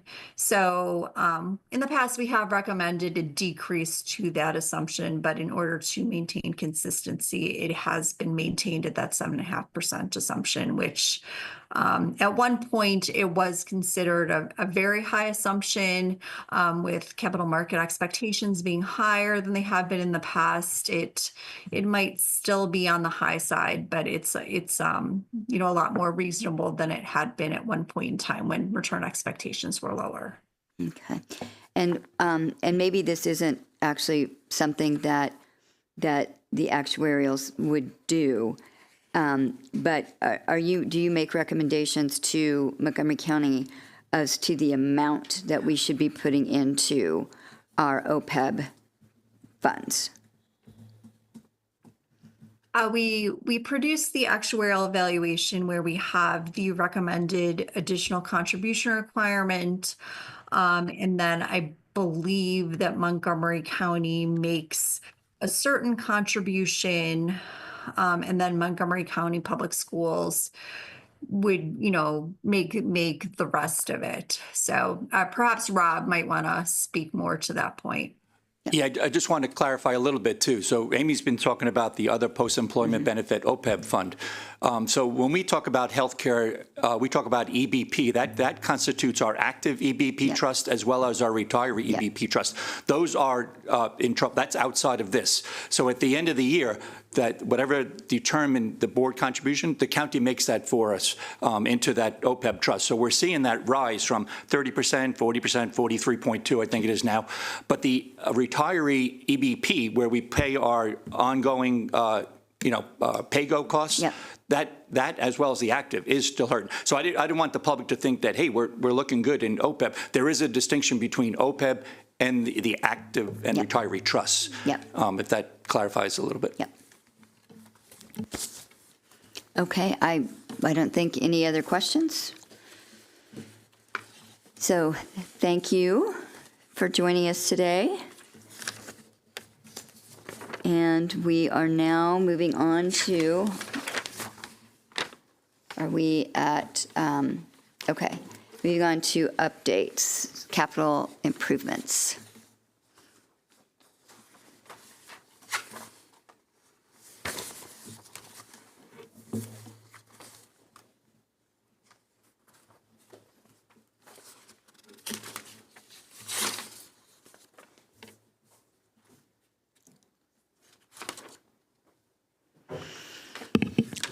Hello, everyone, and I'm assuming we will be relatively concise since we've had 2 work sessions and we are having our decisions meeting on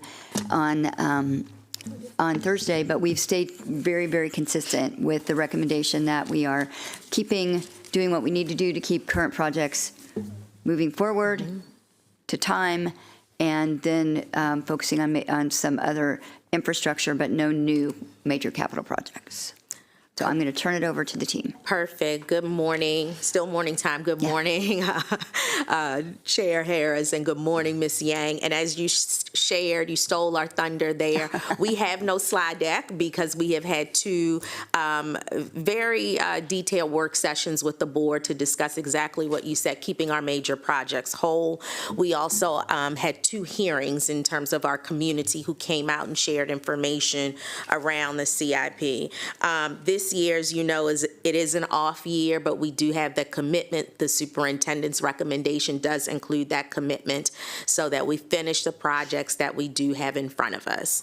One of the areas that we identified in the process very early on was because of the anticipated shortfall of the $21.6 million, we talked about the different ways in which we were going to reallocate some of those resources to be able to, going back to the theme of making sure what we shared that we were going to do in our capital improvements program, that we would still be able to do that moving forward.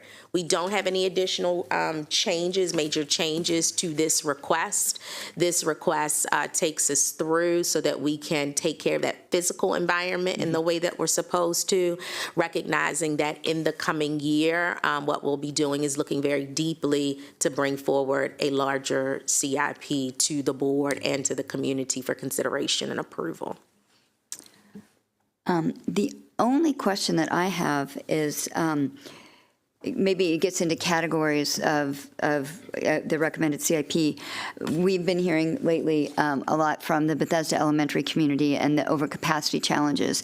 And I think I'm remembering correctly, I might not be, that Bethesda Elementary is one of the overcapacity elementary schools where we have removed relocatable classrooms, and one of the asks from them as a temporary measure is to bring back some of those. So I believe we do have a category in our CIP recommendation that would account for, I will let you, some additional relocatables as necessary. Sure, we do have a relocatable classroom PDF, and I can turn it over to Mr. Mamoon on any action items. Yeah, so we have been obviously seeing those requests as well. So that's one of the things we are going to consider. So I've actually asked for the team to meet and see, the immediate need. So that's the thing, is the immediately what can we do? Yep. So we're going to look at those portables, but obviously we have to have a longer term conversation. And Mr. Connolly can go through that. We have looked at the surrounding schools. I mean, there are opportunities to look at a small boundary study to see if there are ways of, kind of balance enrollment between the schools within that area. But in the short term, we are definitely sitting down and looking at the need for portables and how many we can place based on the site constraints. Yeah. Can I ask follow-up questions? I know that whenever we talk about school capacity, we have to look at immediate short-term and long-term, and that might involve multiple different measures to address it, including relocatable classroom, portable, and you mentioned boundary, or building new schools. These are all options, right? In terms of the relocatable portables, right, we are in the second quarter of the year. If the conversation says, yes, they need it, can this happen within the school year? Yes. Okay. Yes. And for your discussion, do you have a timeline for decisions? I think the memo that we typically send out to all the schools about if they do feel that they're going to need some relief from portables for us to start considering. I think the timeline for turning that request back to us, I'll have to get back to you, but it's usually by the end of the year or early part of like January. So that gives us enough time to the consideration, the calendar planning, year. and all of that. Correct. Okay, that's very good to hear. I will follow up. And we have started analyzing not just Bethesda Elementary, but other schools as well. So we're already doing the pre-planning work for FY26. Okay. And we've had schools that their enrollment has drastically increased throughout a school year. So Right. adding these Mobility. relocatables during the school year is not typically uncommon. Okay. So as long as there is funding, if we need an accelerator or whatever the case may be, we will look into that. Yeah, I think we are using Bethesda Elementary School as an example, right? Our schools have mobility rate, some 20% mobility rate throughout the school year. So I'm very encouraged to hear about this, and we'll follow up. Yeah, thank you.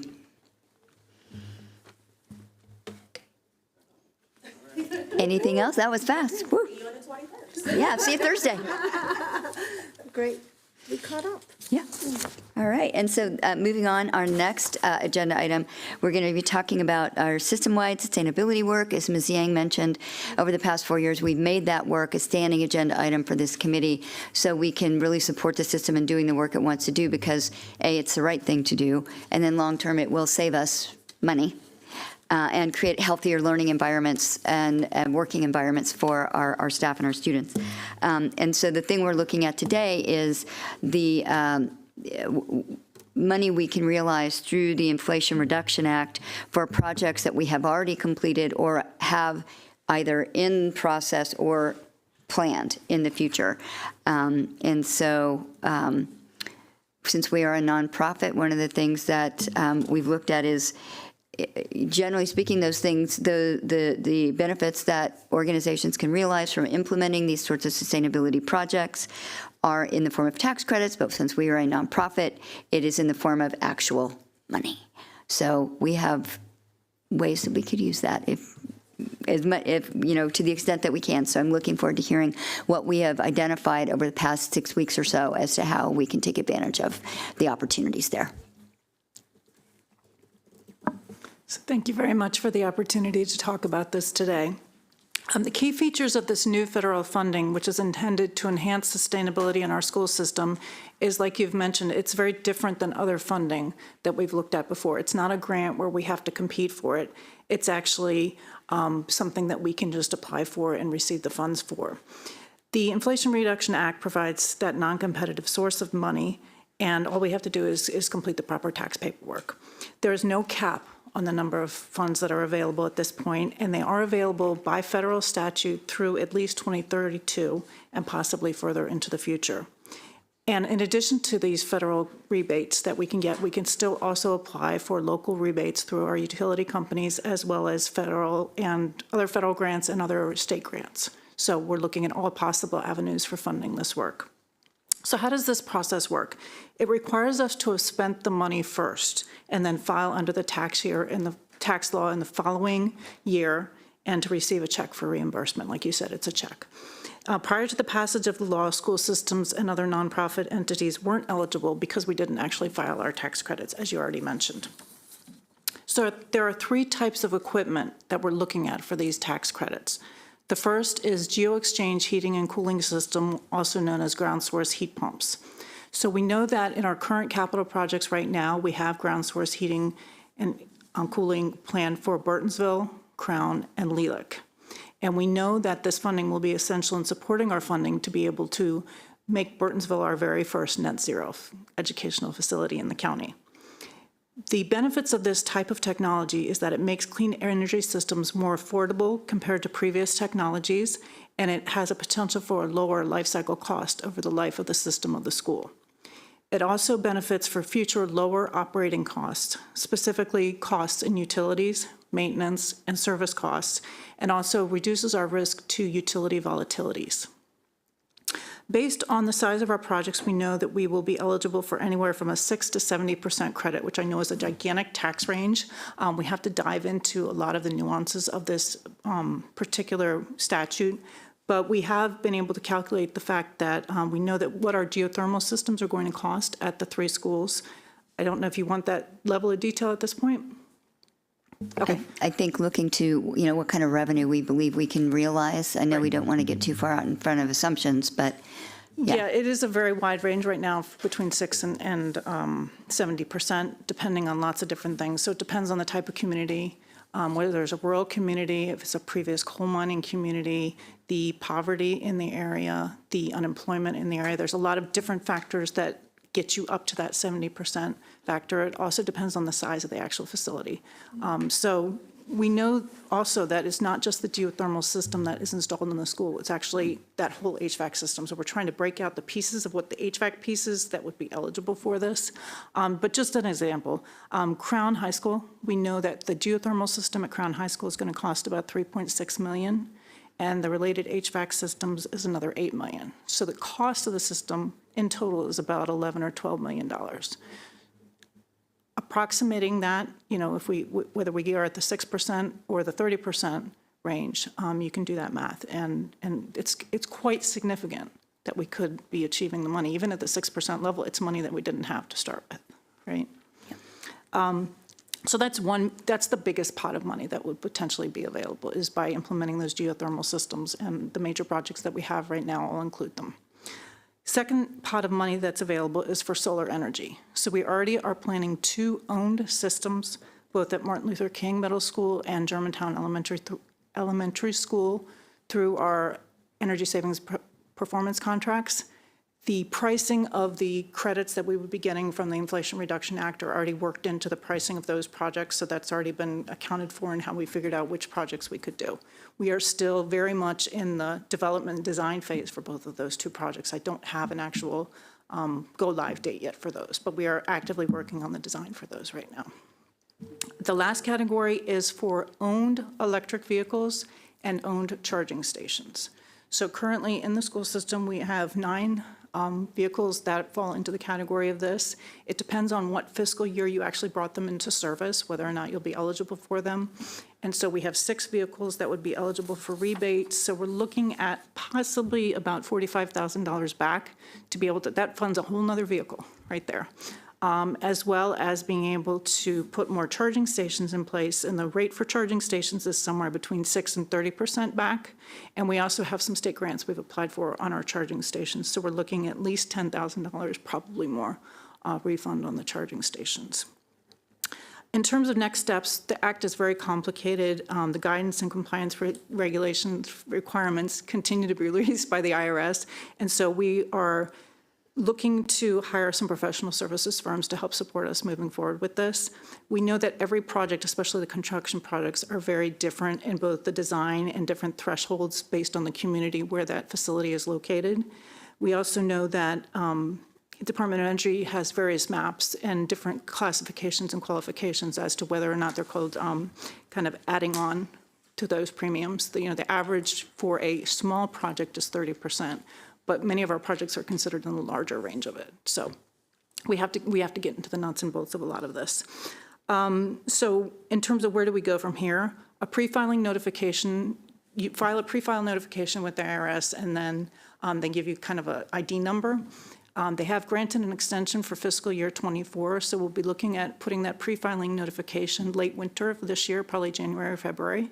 And then we would actually file the final application for our fiscal year '24 work around the April, May timeframe. And again, it's primarily vehicles that came in the fiscal year '25. We didn't have any major capital expenses that were, fiscal year '24. We didn't have any major capital expenditures that were eligible in fiscal '24. We're just breaking ground on Burtonsville next year. So nothing from Burtonsville is even eligible quite yet. So we're very much right time, right place to get this paperwork going. So we will work with the consultant to determine our eligibility and to maximize those credits and file for the money. Great. And I know when we first reached out and connected with the Undaunted K-12 folks, they mentioned that we do have prior, retroactive projects that we could qualify for, but we had to get moving. Are those the vehicles that you've mentioned? That's exactly the work that we're talking about, yeah. Okay. The vehicles that we've already purchased, yeah. Okay. And just one other question for me. The ground source geothermal, the ground source heat pump, you didn't mention Northwood. So is there a reason that we are not installing that in the Northwood project? I honestly don't have the answer right now. I can look it up and get back to you. Sometimes the issue with geothermal and that's is one part of the challenge that Ms. Zarate was talking about, is as we look at future projects, and one of the things we talked about is doing more upfront studies as we do these projects, because geothermal field requires space that you have to make sure that is not covered up and easily accessible so they can be maintained and all of that. Sometimes when you're talking about a tight site, that becomes a challenge. But specific to your question about Northwood, I will get back to you. Okay. Thank you. All right, I have a comment and a question. So the comment is, you mentioned that we might secure some professional services to help us apply for these the credit from the Act. I think that's a great idea. It's so complicated. We want to maximize our return, right? Make use of it.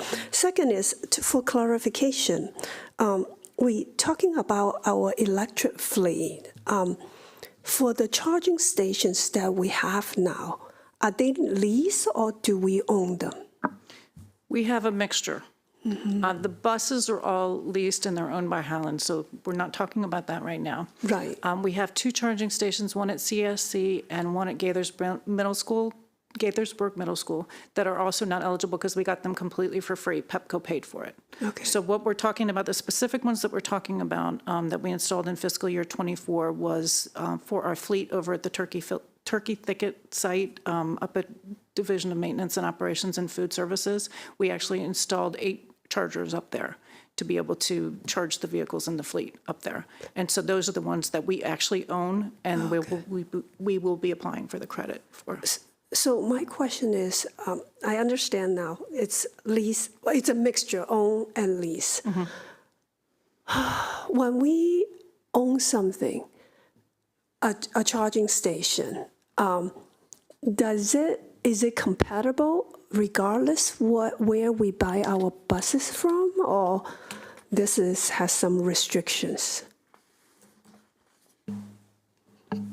So if you're switching to buses, we don't own those. We lease those charging stations along with the buses, primarily because of the company that we get the buses from.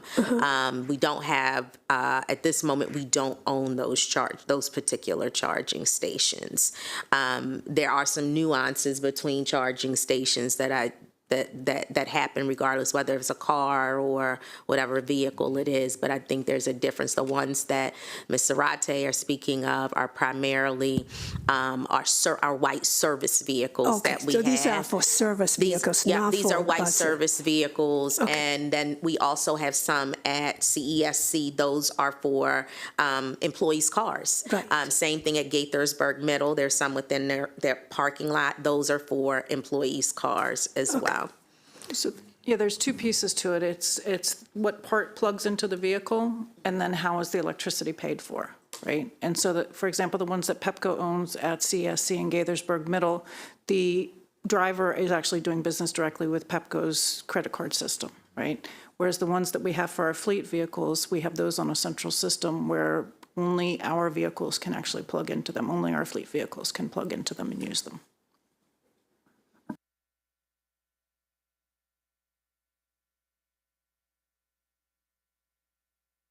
No, nothing for me. I'm glad that we are sort of on top of maximizing the return that we can realize from the work that we're already doing, and maybe this will allow us to sort of put a little more emphasis on some of this, the sustainability work that we want to do as a system. So, thank you very much.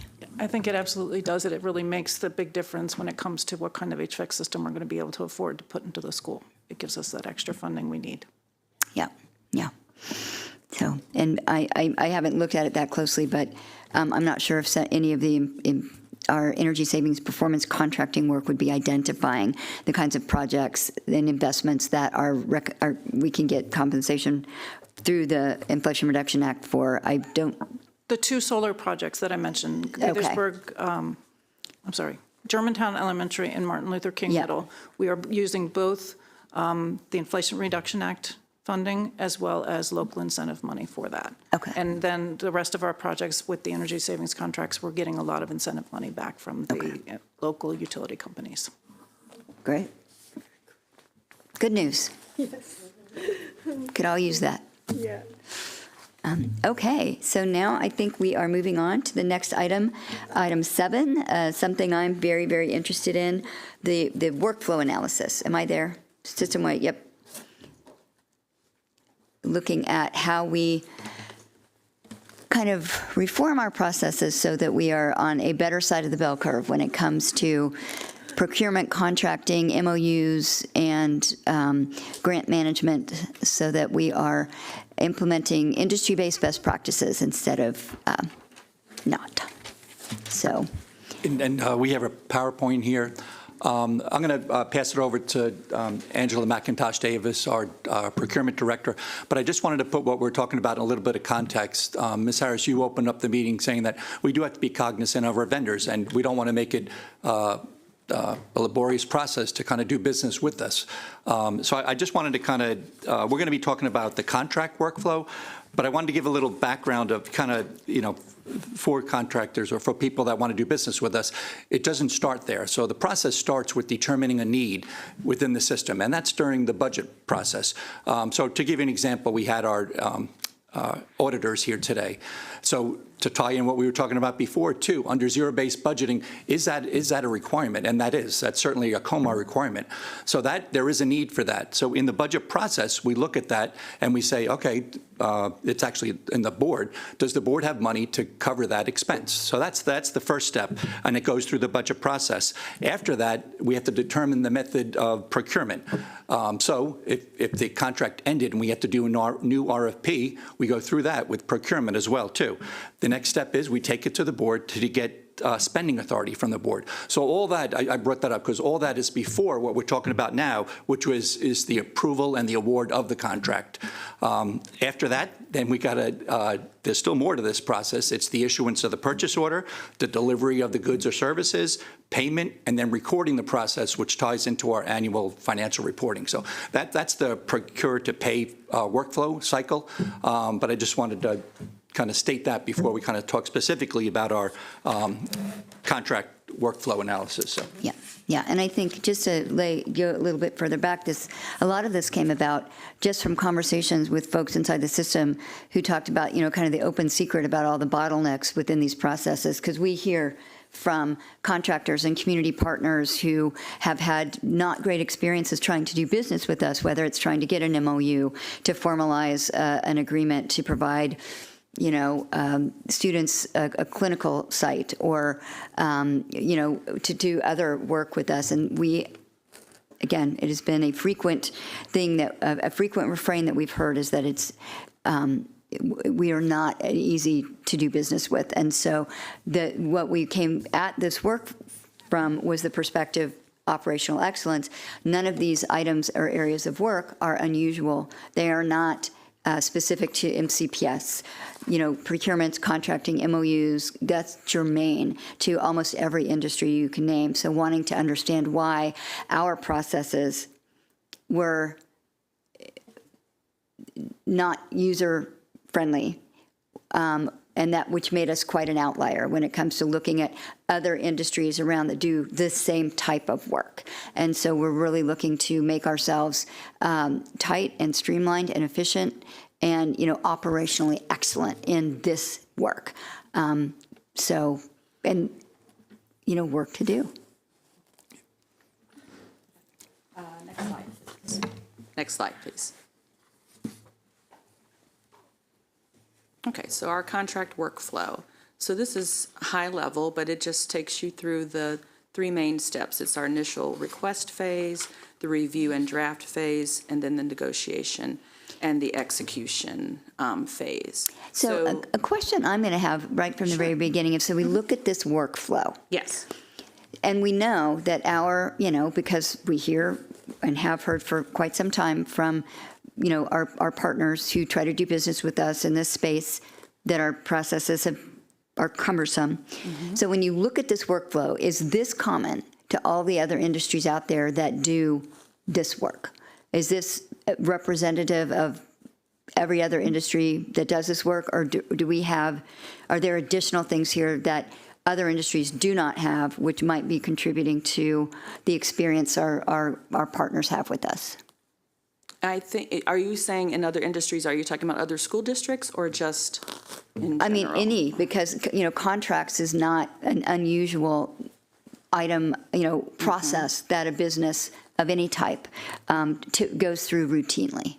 No, I think the contract part of the process is routine and common in other industries. I think once it gets to the negotiation and execution phase, sometimes we get bogged down because there are other factors that come into play at that point. Sometimes the negotiation could be very short. There may not be many changes to be made. We have a template.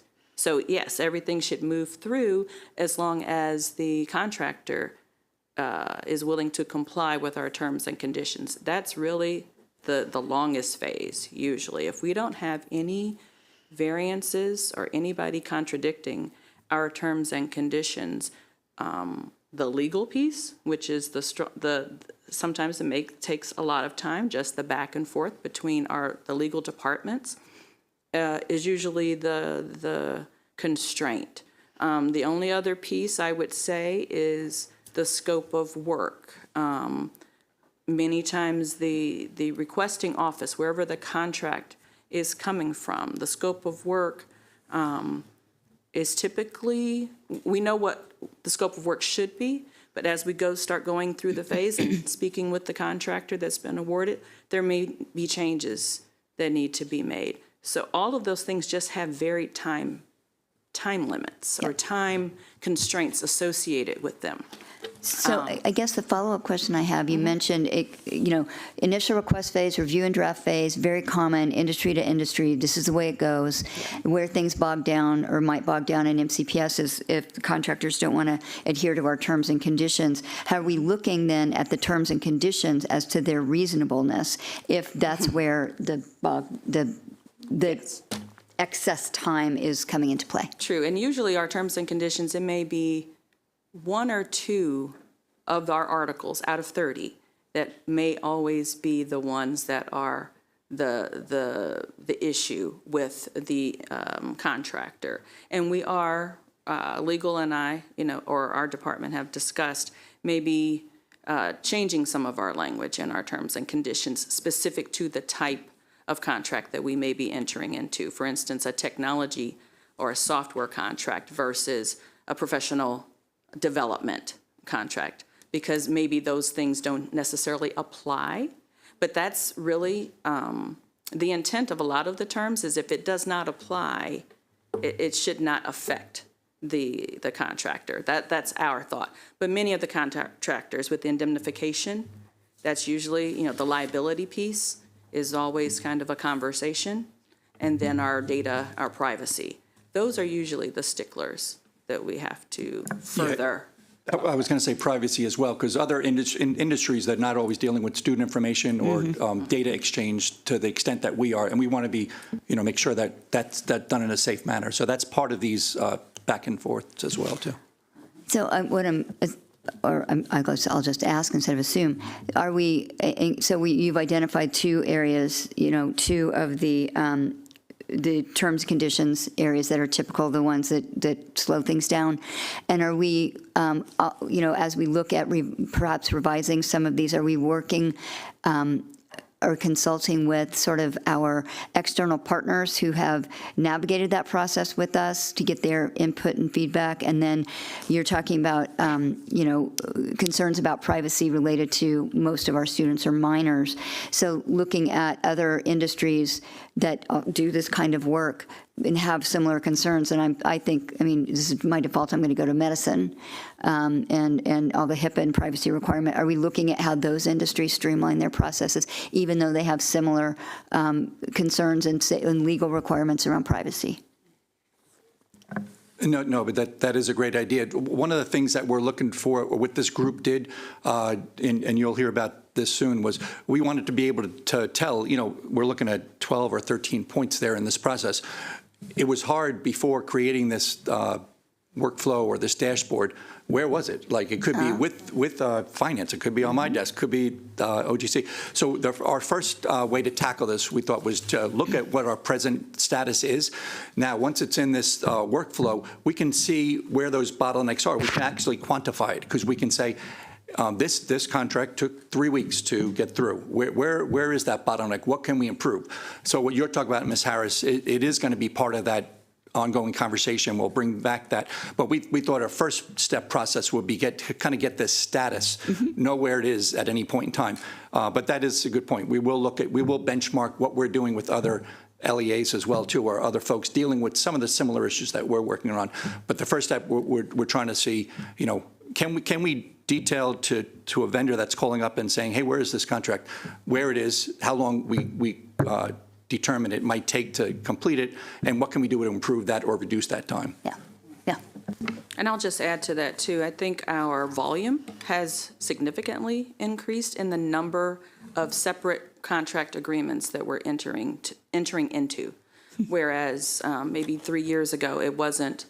It's just increasing year over year with separate agreements being entered into, whether or not we're doing an RFP in order to enter into the contract, or whether we're doing a separate type of agreement or an MOU.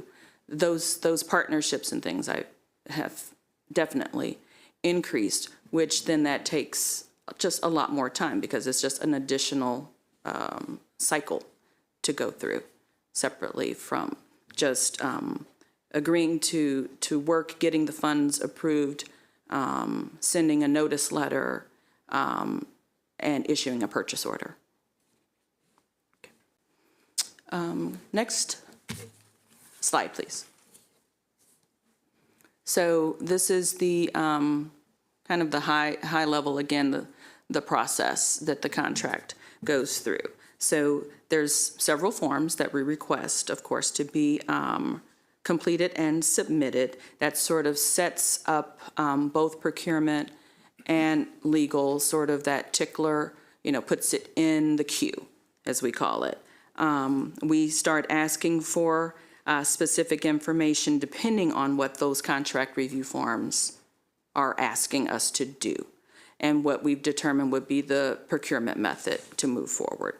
So a lot of it with the complete statement of work, that could be two ways. If it's an RFP, the scope of work is usually laid out of what we request for the awardee to complete, but it could be different if we're entering into a different type of agreement.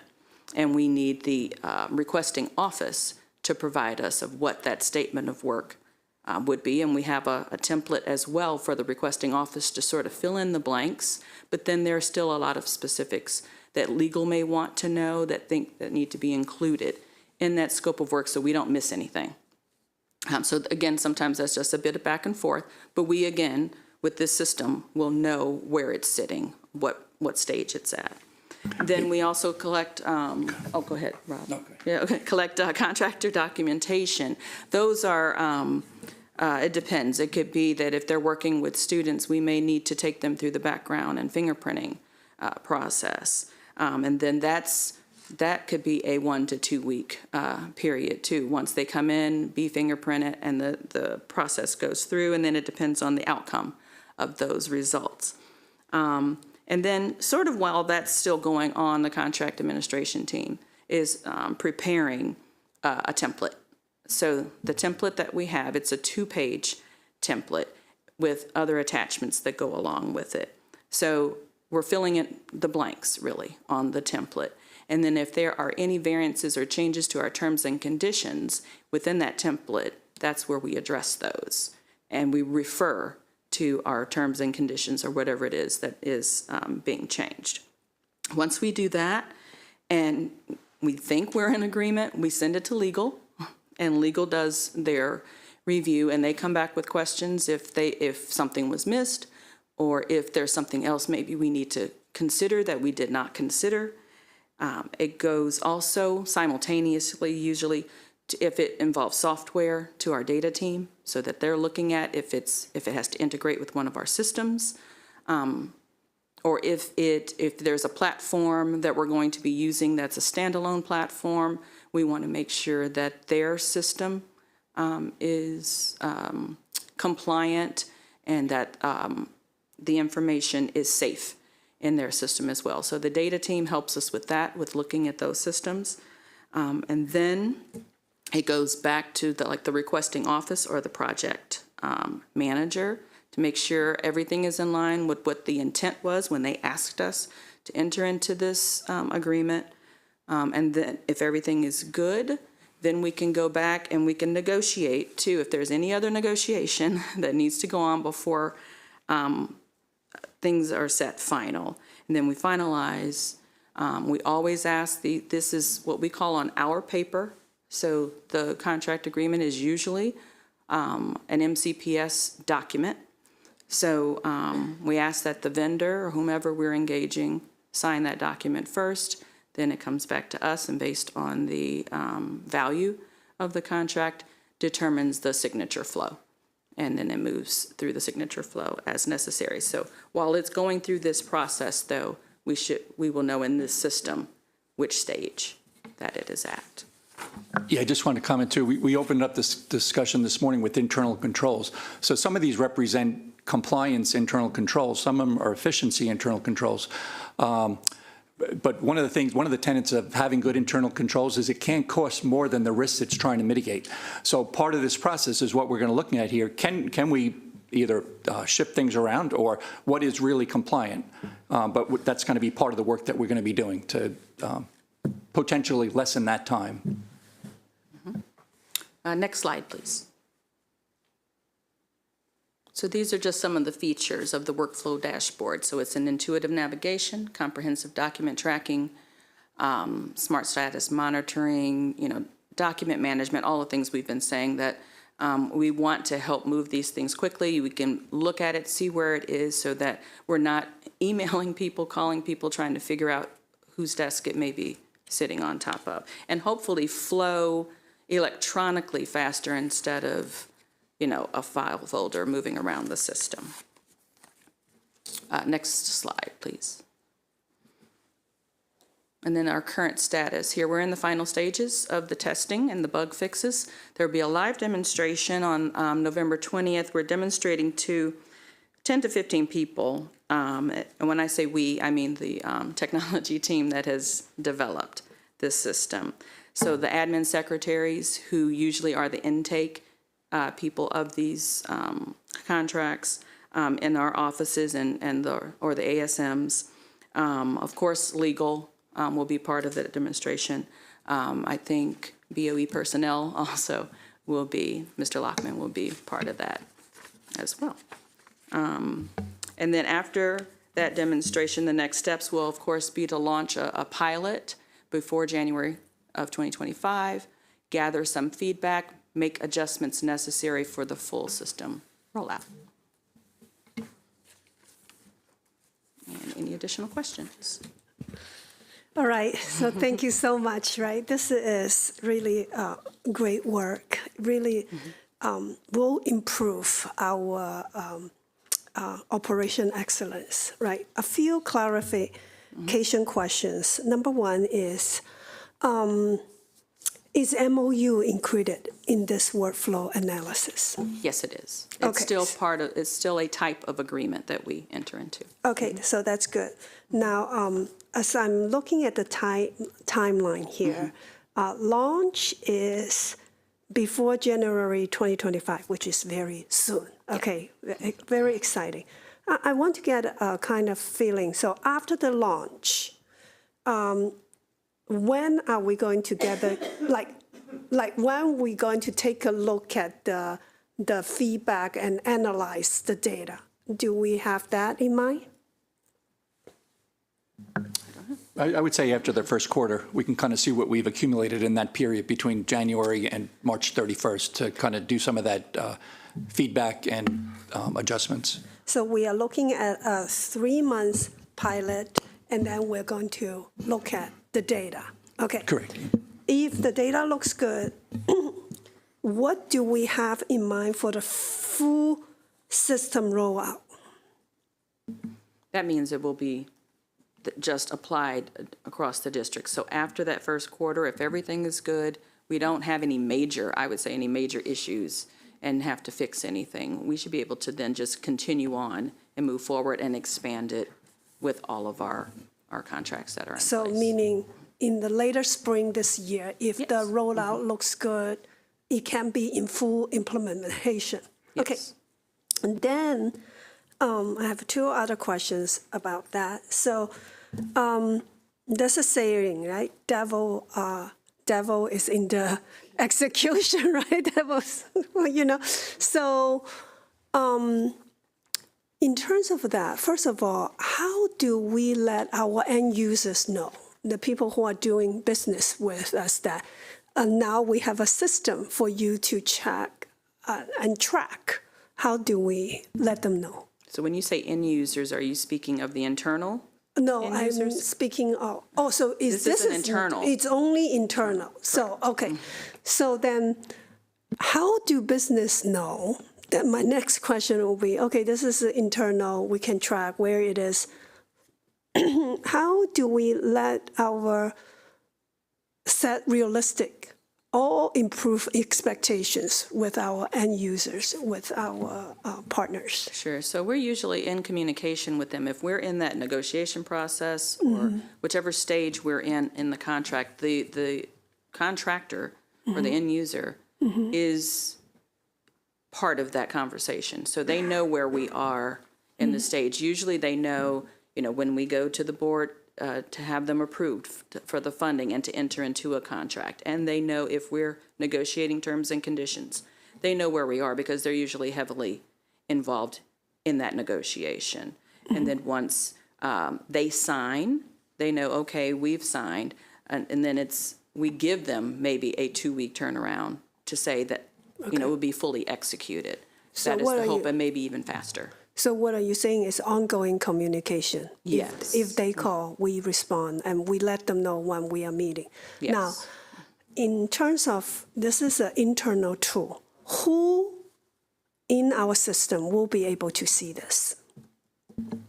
So typically the users, most frequent users, like I said, the ASMs or the project managers on that side that are submitting documentation to us and will be part of the workflow.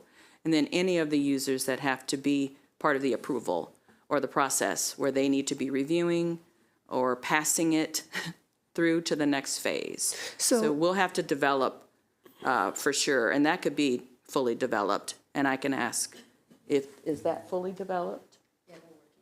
Okay, contract administrators are sitting behind me. So they're still working on tweaking out that workflow so that it does go to the next person, similar to our financial system, Okay. where something has to go through approvals. So I'm trying to envision, right, in operation what this look like. Will that system be visible, like will all the contracts be visible to the user, or only the user can see its own, the contract related to the?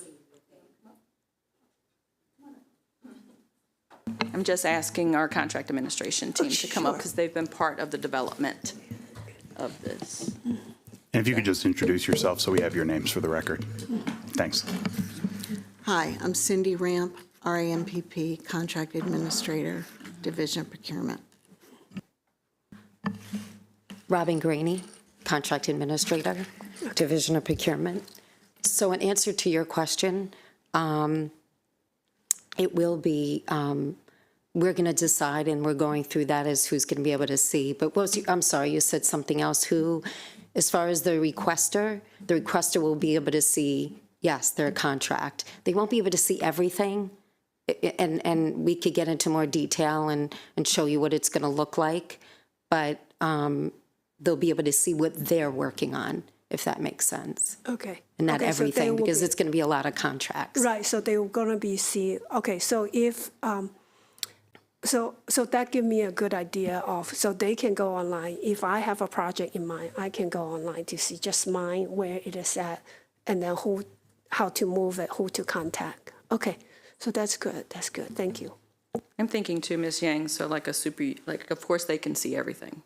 Like there will be certain people that will be able to see everything, but certain end users, they will be able to see what it sounds like it's just their project, so that they're not searching either for something else. That was what I'm trying to understand, right? How for many reasons, whether you want it, how many people you want to see, that there should be some parameters. Yeah, and this is just a general question for me. You mentioned that the technology team working on the dashboard with you all, and I'm just wondering if any of the folks working on this project with you all were working with the print graphics team and Copy Plus, who created an absolutely elegant data management system where they can see every single copier in the system and track every single Copy Plus order in real time and identify that copier's offline. I mean, it is, and it looks like air traffic control. They can see everything all at once. It's amazing, so efficient, so effective. Are they, okay, that's good news, because that system right there is something to see. We did talk about that system while we were giving our ideas and what we wanted. Yeah, because it's an amazing model of efficiency. And they have the data to prove it, yes, it's quite something. Okay. Well, thank you. And you said demonstration, live demo scheduled on the 20th for anybody who wants to show up, or you've invited specific people to come and No, there's certain kick people. the tires? It's just 10 to 15 people for that demonstration. It's Okay. some of the admin secretaries, it's legal, it's representation from the board. Okay, so it's getting beta tested. They're going to kick the tires and tell you, this, or what their experience is of trying to navigate the system. Exactly. Okay, all right, good. All right, thank you.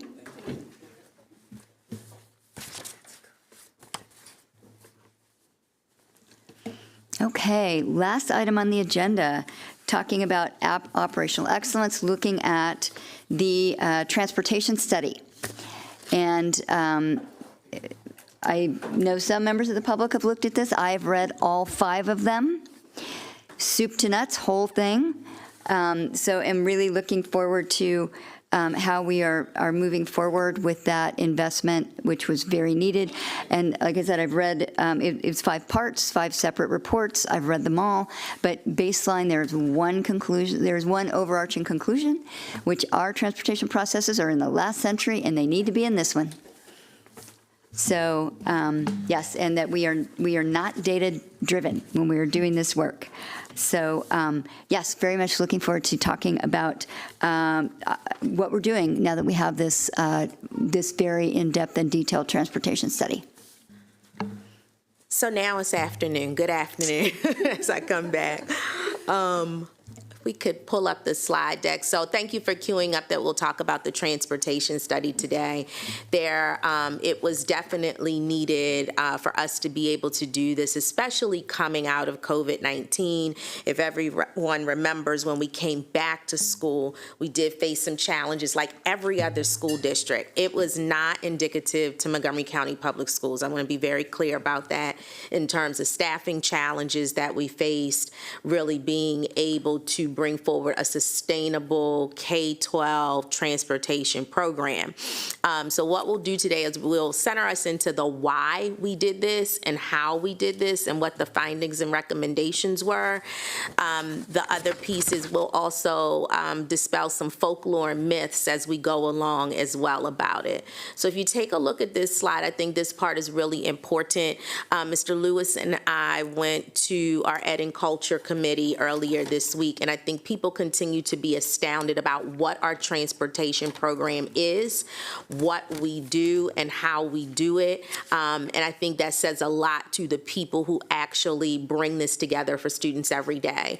So of over 160,000 children in Montgomery County Public Schools, we transport approximately 103,000. We have 2,000 plus staff members. We have our own bus operators as well as bus attendants that are on our buses. That's different from other systems who actually contract that work out. We have our buses. They are Montgomery County Public Schools. They are not buses that come with the contractor. So I think that's one big difference. And we have 7 depots that fit the geographical footprint of our county and where we actually traverse. We have about 1,486 buses. And if you kind of quantify what we do, there are about 19.8 million miles traveled in the year 2023, 2024. So that's approximately 112,000 miles a day. And I bring that to the forefront because that's not only in Montgomery County. Earlier in the committee, there was conversation around our special education students. The things that we are required to do if we think about zero-based budgeting legally, what we must do, we must transport our special education students. We must transport our students who fall under the McKinney-Vento Homeless Act. And so with that, we often go outside of Montgomery County to be able to transport our children. Over the years, we have had increased service demands on our transportation program that come from a variety of items, whether it would be the increase in programs, the distribution of programs within our district, or as I call it, concierge bus service that we were able to do prior to the pandemic that we have continued to do. And we have had some leadership transitions, and we'll talk about that later. The national bus driver shortage continues to remain. It is not something that has gone away. We have fared well within this year as well as last year. However, our neighboring districts continue to manage that in a different way. And we have integrated the electric fleet, and so we do have a mixed fleet of diesel as well as electric buses. The one thing that was critical for us to pivot and go into this transportation study is the last bullet of from September 2022 until February 2023, we did miss 163 bus routes. That was new to us. Coming back from COVID was one thing, but as a normal part of our daily operations, that was new to us. And at that point, with all the other things that have happened, in addition to the numbers that you see there, it created a space for us to step back, reflect, and examine, and really think about what should Montgomery County Department of Transportation look like for the future. I'm going to turn it over to Mr. Lewis, our Acting Director of Transportation, to be able to provide some more information. Good afternoon. Thank you very much for having me. Michael Lewis, Acting Director, Department of Transportation. Before I jump in, I want to acknowledge members of my senior leadership team who are seated in the audience behind me. The old adage, it truly takes a village, is very apt for us here in DOT. We work incredibly long hours to make sure all of our students get to where they need to be, whether that's school, after-school activities, or weekend trips. And so I want to acknowledge and celebrate members of my team, both watching from their offices and the folks sitting behind me. So thank you all for everything that you do. Just to be additive to what Mrs. Edwards has sort of articulated and framed about our operations, the best way to say it is we move so many people to so many different places. It's unprecedented in the state of Maryland, and it really takes all of our folks to make that happen, from fleet maintenance to ensure that our buses are ready for the road, to all of our attendants and operators who directly support our students, to the behind-the-scenes employees, from timekeepers and secretaries to our other administrative staff. So all of these people come together every day to make our operations exactly what they are. So just to pull out a few of the bullets here that are important for us to continue to contextualize, we have, or at least the last year, $154 million in our budget. And this is important framing as we talk about and unpack the recommendations from the study, as everything has, unfortunately, a price point to it. And we want to be both safe and efficient in the decisions that we make. So the budget conversation is going to be one of those themes as we continue this dialogue going forward. The other part that I want to highlight is our operations are truly 7 days a week. There are only 2 days during the entire calendar year that we really don't operate, and that's Christmas Day and New Year's Day. We actually participate in a lot of our local municipalities in floats and parades. So you may see our yellow school buses going down the Thanksgiving parade in Tacoma Park or participating in other things on the weekends. And so even on my days off, which I don't know when those are, I always see one of our yellow Montgomery County school buses traveling down the highways or at sporting events or down at the Smithsonian, which is wonderful opportunities for continuing to promote access to education for all of our students. But it's important for us to know that our staff truly works 24 hours a day to make sure that readiness level is what it is for the first day of school, each day of the week, and then over the weekends. The other part here that I just want to mention and double down on for Mrs. Edwards, we own our entire bus fleet, and all of our employees are employees of Montgomery County Public Schools. So to me, that's an advantage for us as we then get to sort of supervise and have better management over our entire operations, which again span 7 days a week, almost 24 hours a day. Just a quick clarification. I thought we leased our electric buses. We do. Okay. We do. So Yes. we don't own them. So We yes lease and no. them. Okay. Yes. Yeah. Okay. Yep. But they are branded Montgomery County. Okay. Yes. If you want to go to the next slide, please. So I'm going to turn it back over to Mrs. Edwards as we sort of bring forward the elements of the transportation study that our partners from the Center for Effective School Operations provided us last school year.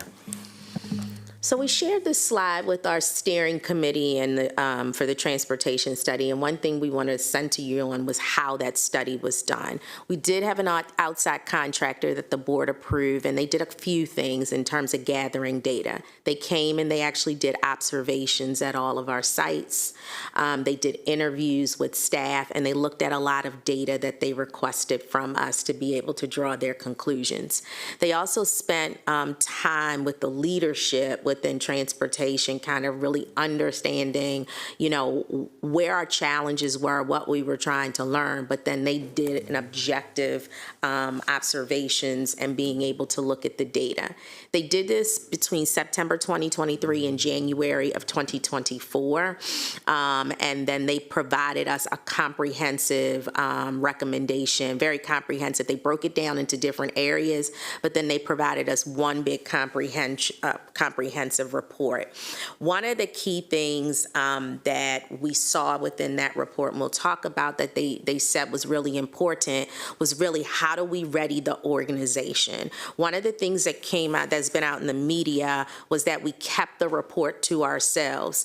We had the report, however, one of the critical components was that we had to, one, understand the report, and one of the recommendations was please take time to really be able to understand it and determine how to move forward, because the change management that did need to happen was so critical that if we did not do it correct, it could really cripple our daily operations. And so what we didn't want to do was to return to that first bullet that was on the initial slide of going back to missed routes and or having an exodus of staff. So that part was important.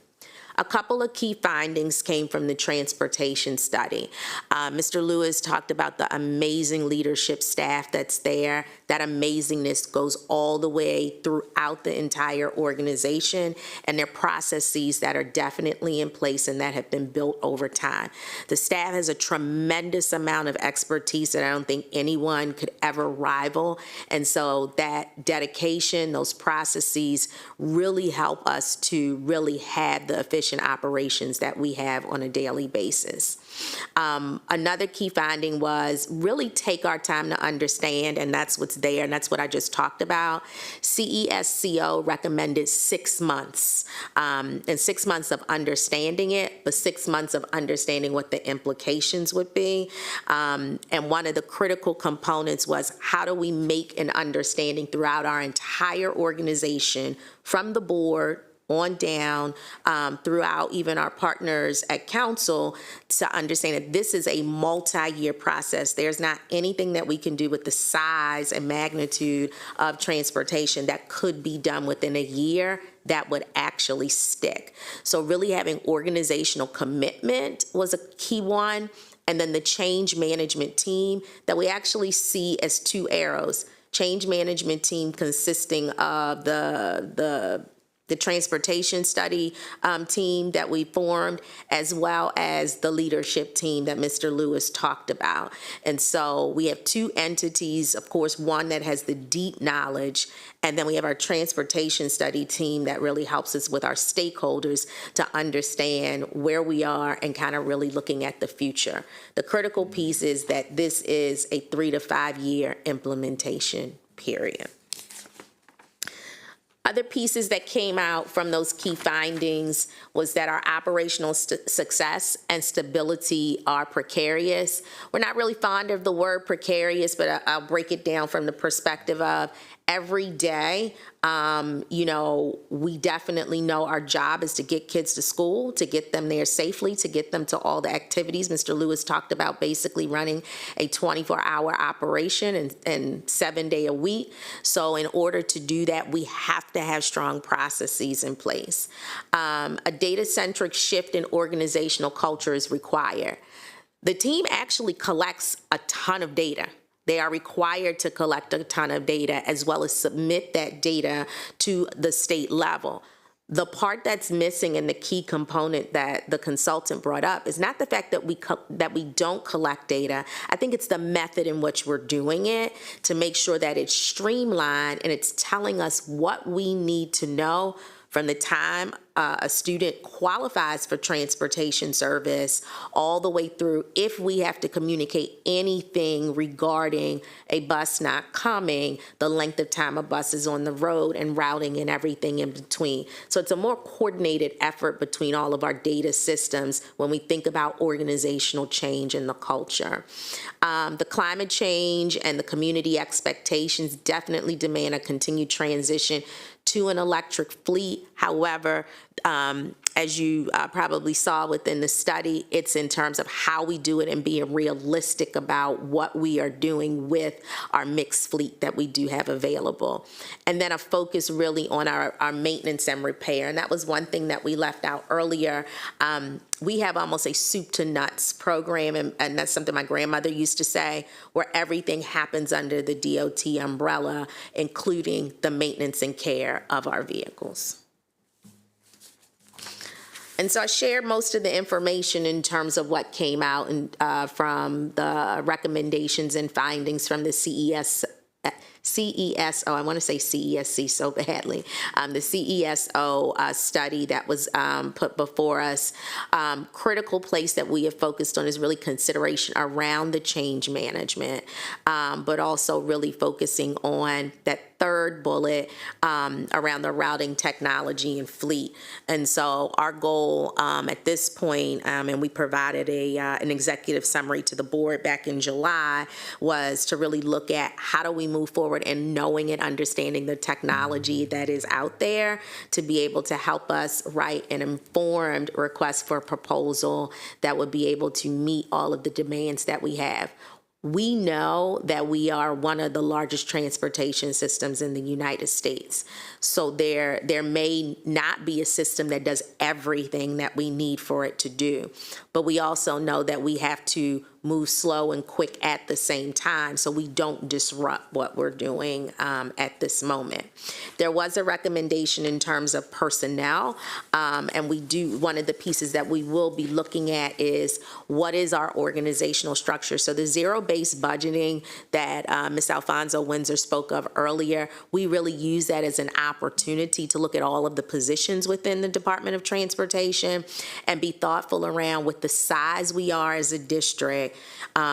We know our employees. We want to keep our employees. Our recommendation is not to offset our employees, but in terms of how we're structured and the needs that we've seen blossom over the years around special education, around bus operations, are we structured in the correct manner to really be able to run an effective transportation program, continue to run an effective transportation program on a higher level every day? So just to touch on a little bit more about the organizational structure within the department. So as a single administrator currently for the largest operational function within the district, we certainly are looking to benchmarking with other districts. And so while that may present, areas of challenge just based on the size that we are, it doesn't mean that we can't learn from what other public school districts are doing relative to pupil transportation. So there have been some drafts that have come together from members of my leadership team in consultation with consultants from CISO as well as executive staff on looking to the future of how we can best position ourselves operationally, functionally with personnel to better suit the needs of all of our students and the families. And so some examples of this are really being specific and intentional about lifting up special education, transportation, and services within our own department. We have a great collaboration with our Office of Special Education and all of the departments and divisions that fall under the auspices of that office, but bringing some more of that talent and some of that knowledge base to transportation would be incredibly helpful, particularly as we have more and more cases with students with special needs requiring additional above and beyond kinds of specialized transportation. And as we see enrollment numbers for transporting to non-public schools coming through our email traffic every day. Another area of focus for us from an organizational standpoint would be our daily operations, for the obvious reasons that I have staff coming in the mornings at 4:30, 5 a.m. to open our depots, and we don't leave until every student is dropped off in the afternoons. And so with our 7 transportation depots, there are obvious areas of concern where if there are gaps in supervision, we want to plug those gaps in and make sure that we're augmenting the staff where we need them to be in order to be both responsive and present whenever we have to be. So those are the 2 major areas of focus, at least for me and my team right now, about how to best get those resources in, how to best propose those ideas forward in future budgets so that we have the personnel, we have the expertise to continue to support our giant operations every day. The other piece of this is our fleet management, and as we have nearly 1,500 buses, and as we continue to absorb more of our electric buses for a continued mixed fleet, how are we operationalizing and how are we programming these fleet management structures so that we have work with our vendors, but we also have work that's done in-house. So what are the barriers, what are the obstacles, and then what are the areas that we have identified as places that we can tackle internally to improve both the process and streamline buses that are out of service, but also how do we hold our vendors accountable to ensuring that whatever warranty work or whatever repairs are under or covered under their authority, we can get back on the road as fast as possible. So to round us out, within our steering committee, during our last meeting, we broke into 3 different groups for us to kind of be able to look at how we want to move forward. The benchmarking is a critical component, and really trying to understand how other school districts structure their transportation department and some best practices that we have that we could consider and kind of incorporate into what we have. When we did our first meeting, we had some conversation around what's working, what are some things that people felt like could be upgrades, and one of the pieces that came out was communication. So we may have a gap between when we implement what we get in terms of that end-to-end system. And so we want to be thoughtful and mindful around what some of those needs are to be able to build out. And then the last one is the board policy. We often refer to the board policy around transportation and really looking at what is in the current policy and how it is being implemented. We did discuss at our Ed and Culture Committee last week that we do have our policy, but we are kind of outside of our policy on many things. One key component in particular is around who we transport. We know who we must transport based on where they live, based on the safety within the walk shed. But we also have some buses that are transporting students because of some programs that they're included in. So as we queue up and really think about not only our boundary study that's coming forward, transportation is always included because people want to know if we go with this option, what will transportation look like? But the bigger work that we know we have to do is look at the equitable distribution of our programs. And so when we think about those three separate entities of programs, we think about the entity of a boundary study and the transportation study, the alignment between the three, they're all codependent on one another. So we have an opportunity to really leverage the time and space to do some critical work around some of the things that are currently the pain point of transportation that were highlighted by the vendor. And it also gives us the runway to meet the recommended time frame and the change management that the consultant shared with us.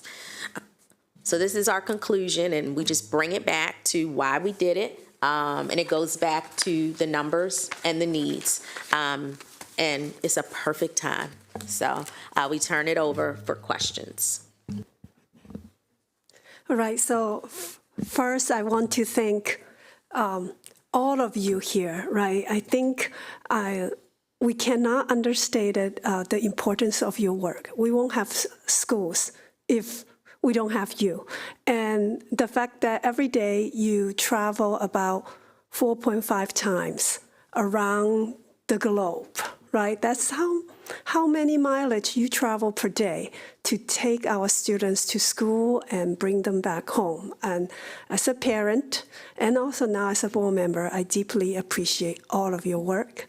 I have visited the depot and I'm so impressed. I know the working condition is not optimal, really. You have a lot of portables. Speaking about portables, you have a lot of portables.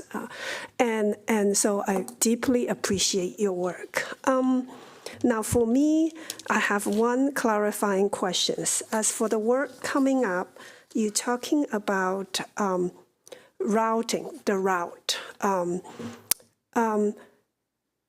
that include the analysis or the comparison of our route with the county's DOT's transportation route? Because one thing I'm thinking is a lot of our students might be able to use county transportations as a way to come to school. So are there any thoughts in that regard? That's a great question, Ms. Yang. So one of the county initiatives under the Montgomery County Department of Transportation is the Ride On Reimagined. And I wish actually our colleagues from Ride On were here to be able to speak to that more. But perhaps as a follow-up, we could ask them to come in and share some of that work. But right now, our transportation services are very differentiated based on the needs of our students within the district. And so while there may be opportunities for our MC DOT partners through Ride On to help supplement some of the transportation, we provide an accelerated and sort of more robust transportation program just based on the 4 bell times that we have for our schools, and then all of the other special programs that happen either for half days or to shuttle students to other campuses, such as Montgomery College's campuses around the district. And so while there may be opportunities in some locations, I would hope that there are expanded opportunities with the Ride On Reimagined program to continue to support secondary education, students to use Ride On to offset any of the routes that we may have, or to provide extended opportunities for them if, for whatever reason, our own bus schedules are not in alignment with their class schedules, recognizing that we have abbreviated schedules for many of our students who have jobs or other, workforce opportunities in different parts of the day. But we also realize that many of our routes, and about, I would say, 40% of them at this time, approaching the 45-50% mark, are designated for our special education students that require through their IEPs specialized transportation, and may have also buses that are specially equipped with either lifts for some of our medically fragile or physically challenged students to access. And so we welcome those future opportunities with MCDOT with the Ride on Reimagined, and we're just learning at the Ed Committee last week that some of their hotspots of where they're trying to put some of their flex ride-on opportunities may be actually located around some of our high schools, which is a wonderful expansion of their program. So sounds like at the moment we are not part of the work group for the Reimagine work, the MCDOT's Reimagine work. So maybe that is something that we can take a look at, because that is half, our secondary students are half of the people we have to move around the county, or maybe a little bit more. And that is, I hope there's opportunities there. Okay, my second question, and also less a question, but more of a thought, is consistency. We do a lot of different programmings. Some programs we provide transportation. Other programs we don't provide transportation. Some of our programs are regional, others are county-wide. And some we will say, let's figure out if our special education buses can help out. Others say, we can't. And some programs, when they came to the board to request the establishment, they put forward as, we don't need transportation. This is no transportation provided program. A year or 2 years down the road, people will come in front of the board and say, we would like transportation. Why don't we have transportation? We come from all different parts of the county. So I'm very interested in our work forward, right? That we have some sort of consistency that in how we operate, how we engaged, how we evaluate the whole process of providing transportation. The last of it is, I'm still a little bit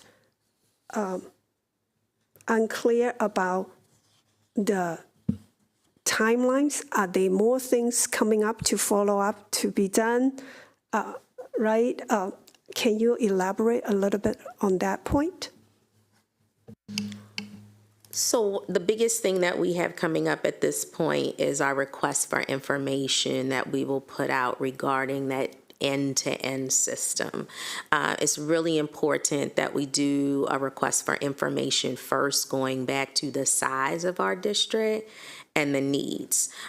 It gives us an opportunity to know who's out there and what's available. It also may give us an opportunity to tailor our RFP, thinking about where the void might be in terms of the vendors that are out there and what are the things that we can take on outside of a system. And so within the next week, we should release our request for information so that that is in existence and for people to be able to respond to, for us to go through the process. One of the things that you saw on, I think it was this one, just taking a look at where we are within our policy. And that's a whole process unto itself. I think the piece that we will have to kind of line up so that it all is very smooth is, does the policy come while we're going through the holistic process with everything else, or does it come a little bit later? But we at least need to know what is and what is not happening. Mr. Lewis talked about some of our thoughts around the budget we have kind of gone through our budget and looked at where we need enhancements, specifically around leadership, around specialized transportation, special ed, homeless students, and different areas like that, and really looking at how we fortify our bus operations as well. And I'm going from the memo that we provided to the board of the things that we would do this year, and then our collaboration with human resources will be critical as we look at what are the positions that we need to be able to be in alignment there. So our timeline for this year, and again, if we break it out into multiple years, that would be a part of it. Ms. Yang, you also brought up our work with county government. We had a similar conversation at ENC. We know that we need to coordinate our collaboration in terms of with the team, with the safe routes to school, many of the things that are going on with Ride On as well as Metro. And so one of the things that I'll be doing is working with their lead for MC.DOT to be able to talk about where we do need to have some inroads and where the things in which, what we've heard, I would say over the past couple of weeks is I'm hearing this piece about offsetting our transportation, but also making sure how we collaborate with our county partners.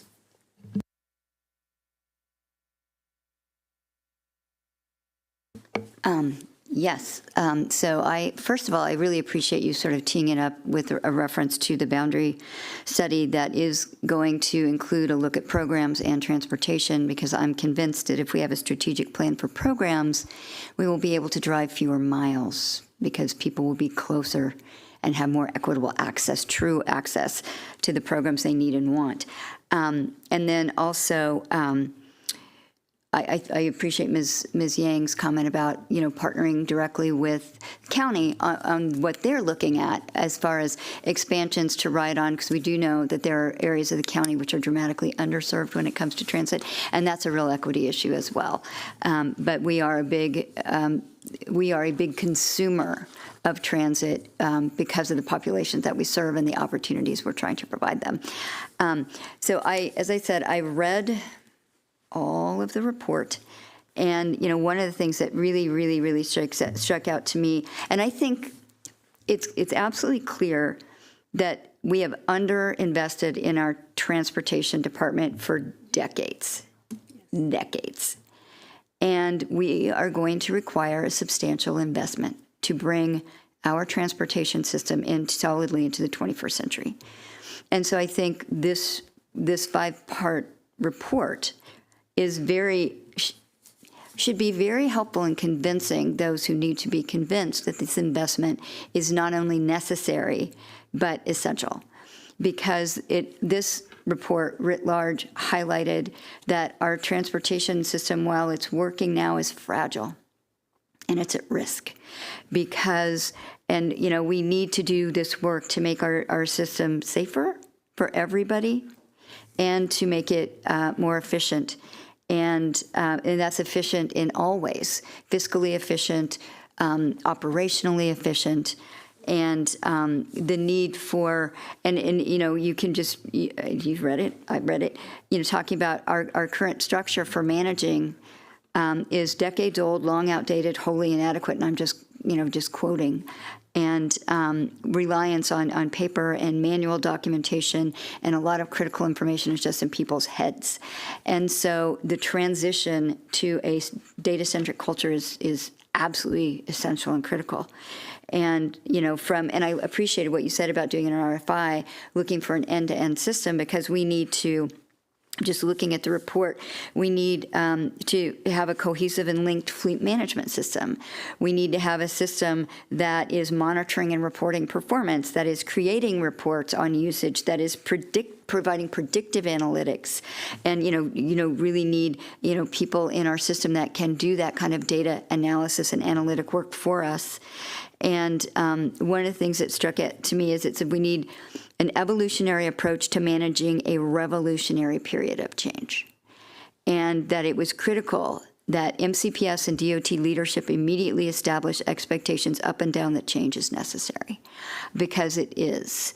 And I think the report provides everything we need to convince people that need to be convinced of the why of the work that we need to do, the investment we need to make in our transportation system, and then it just gets to how we can go about making that investment and making that transition. And it says in an era of profound technical change, we are still kind of dependent on these legacy systems. So there's a lot of work to do here, but I do appreciate that the study has given us the information we needed and the roadmap that we need, and then it's up to us to create the urgency around it. And, you know, our students will be great messengers for this work because they care about the equities of being able to get people safely where they need to be, from every user perspective, from the folks that make the system run to the end users who ride the transportation, and also, you know, how we are looking to create the systems that let us monitor all phases of our work. And I did read with interest, and you alluded to it. We got smacked again about that Highland Electric contract, and noting it said the dozens of performance assumptions in there, but without a management system to let us even monitor the things that contract is presuming. And so lots of work here, lots of moving parts. And so you've got the stakeholder work groups here that are working, and the RFI is going out. And as Ms. Yang mentioned, so we're entering into this revolutionary change that we have to evolve into.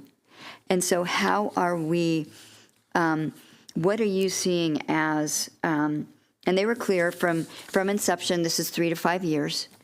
What are you seeing as the next step for evolving the system? With, you know, we're talking about the benchmarking, the communications, and I do appreciate, too, you teeing up. I do think policy EEA hasn't been revised since 2008. This is a perfect time. Making sure that the board, the policy management committee, is working alongside of you in taking a look at the policy, because the policy needs to be dramatically informed by the needs of the transportation department.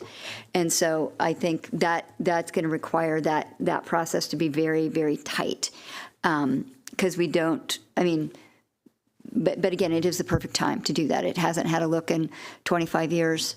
It's, no, almost 20 years. It's time, because of the other work that we need to do. But what do you see as the next step beyond the RFIs going out, the work groups are working? What do you see as sort of the next, like, action step? One is the benchmarking, and I want to thank Mr. Lewis for calling on some of his colleagues to be able to share with the committee just in terms of what they do and how they do it in other districts. When the RFI information comes back, then we need to immediately kind of formulate around an RFP, and being mindful of, just because we do the process, it will take some time in order for us to go through that change management process overall within the Department of Transportation. You're looking at 1,400 buses, the number of miles that we travel, and the number of people that are moved, so being able to integrate it in the best way. And then the third part would be the structure. What is the structure and what are the larger needs, and making sure that our resources are navigated toward those particular needs. Yeah, and the report was very, very clear. We are evolving into an electric fleet, and we're not really facility-wise set up for that at this point. And it highlighted some facilities issues around, this, safety and just appropriateness for the fleet we're trying to serve now. Do you have are you going to have a work group that's really looking intensively at the facilities? Because I think it's pretty clear that we need to make some improvements in our facilities. I wouldn't necessarily say a work group. One of the voids that we know we have within our facilities is in terms of making sure that we have a commitment and collaboration from our maintenance team to be able to support those needs. The other part that we have also discussed is, you brought up the portables. Transportation was not in the replacement cycle like schools were when their portables need to change over. Schools kept their, if a school had portables, they kept them, but they would be in a replacement cycle around the portables. We weren't necessarily in that particular cycle. So we talked about embedding us into that particular cycle. In addition to that, there have been some other areas that we also need to highlight around safety and security at many of our depots. We use every inch of our depots for our buses. We are kind of out of room, one, but two, the other part is we really have to be able to create the larger plan around the needs of the particular depots for the facilities that are there. Yeah, I mean, they're of concern to me. There are some safety concerns here for the folks that are in those spaces every day, and I think one of the things, this would be my suggestion, is that we're looking at those facilities with an eye toward, I mean, they're inadequate. They're part of the evolution of the department is going to need to be involving facilities, but are there things that we can do in the short term to make those facilities safer for the end users? And I know we are dramatically understaffed as a system with occupational safety people, but maybe even if I think one person that we have could come out and do and take a look and see if there are some things we can do now to make that work environment safer, given what we have, to work with, because the last thing we want is for there to be a serious injury that could be possibly prevented if we could just make some enhancements, some safety enhancements to the facility. Yeah, there's a lot here, but you can't finish if you don't start. So that's, I think, any other. And so we will be keeping, I'm assuming this is the last for me, but hoping that this will remain on the agenda going forward, so you can keep us, the board apprised and the community apprised, because a lot of people have interest in this work. And we heard it directly from people who read the report, people outside the system, and saw those concerns and wanted to see that we were really taking them seriously and creating a more efficient but also a safer work environment for our employees. So. Ms. Harris, just wanted to thank you for leading this exhilarating committee over the years. It is exhilarating, isn't it? It is exhilarating. Thank you for leading the committee, and thank you for your work in the district. Exhilarating. It's the most exhilarating There committee. you go. That's the new word, exhilarating. Yes. And thank all of you for all of this. Again, we are a system in transition, and we are focused on getting better. So this is great raw material to help us do that work. And echoing Ms. Yang, just appreciation for all the work that the system does every day. So thank you. And I think anything else? I think we are adjourned. Thanks, everybody. Thank you, everyone. And have a happy rest of the month and a pleasant Thanksgiving holiday.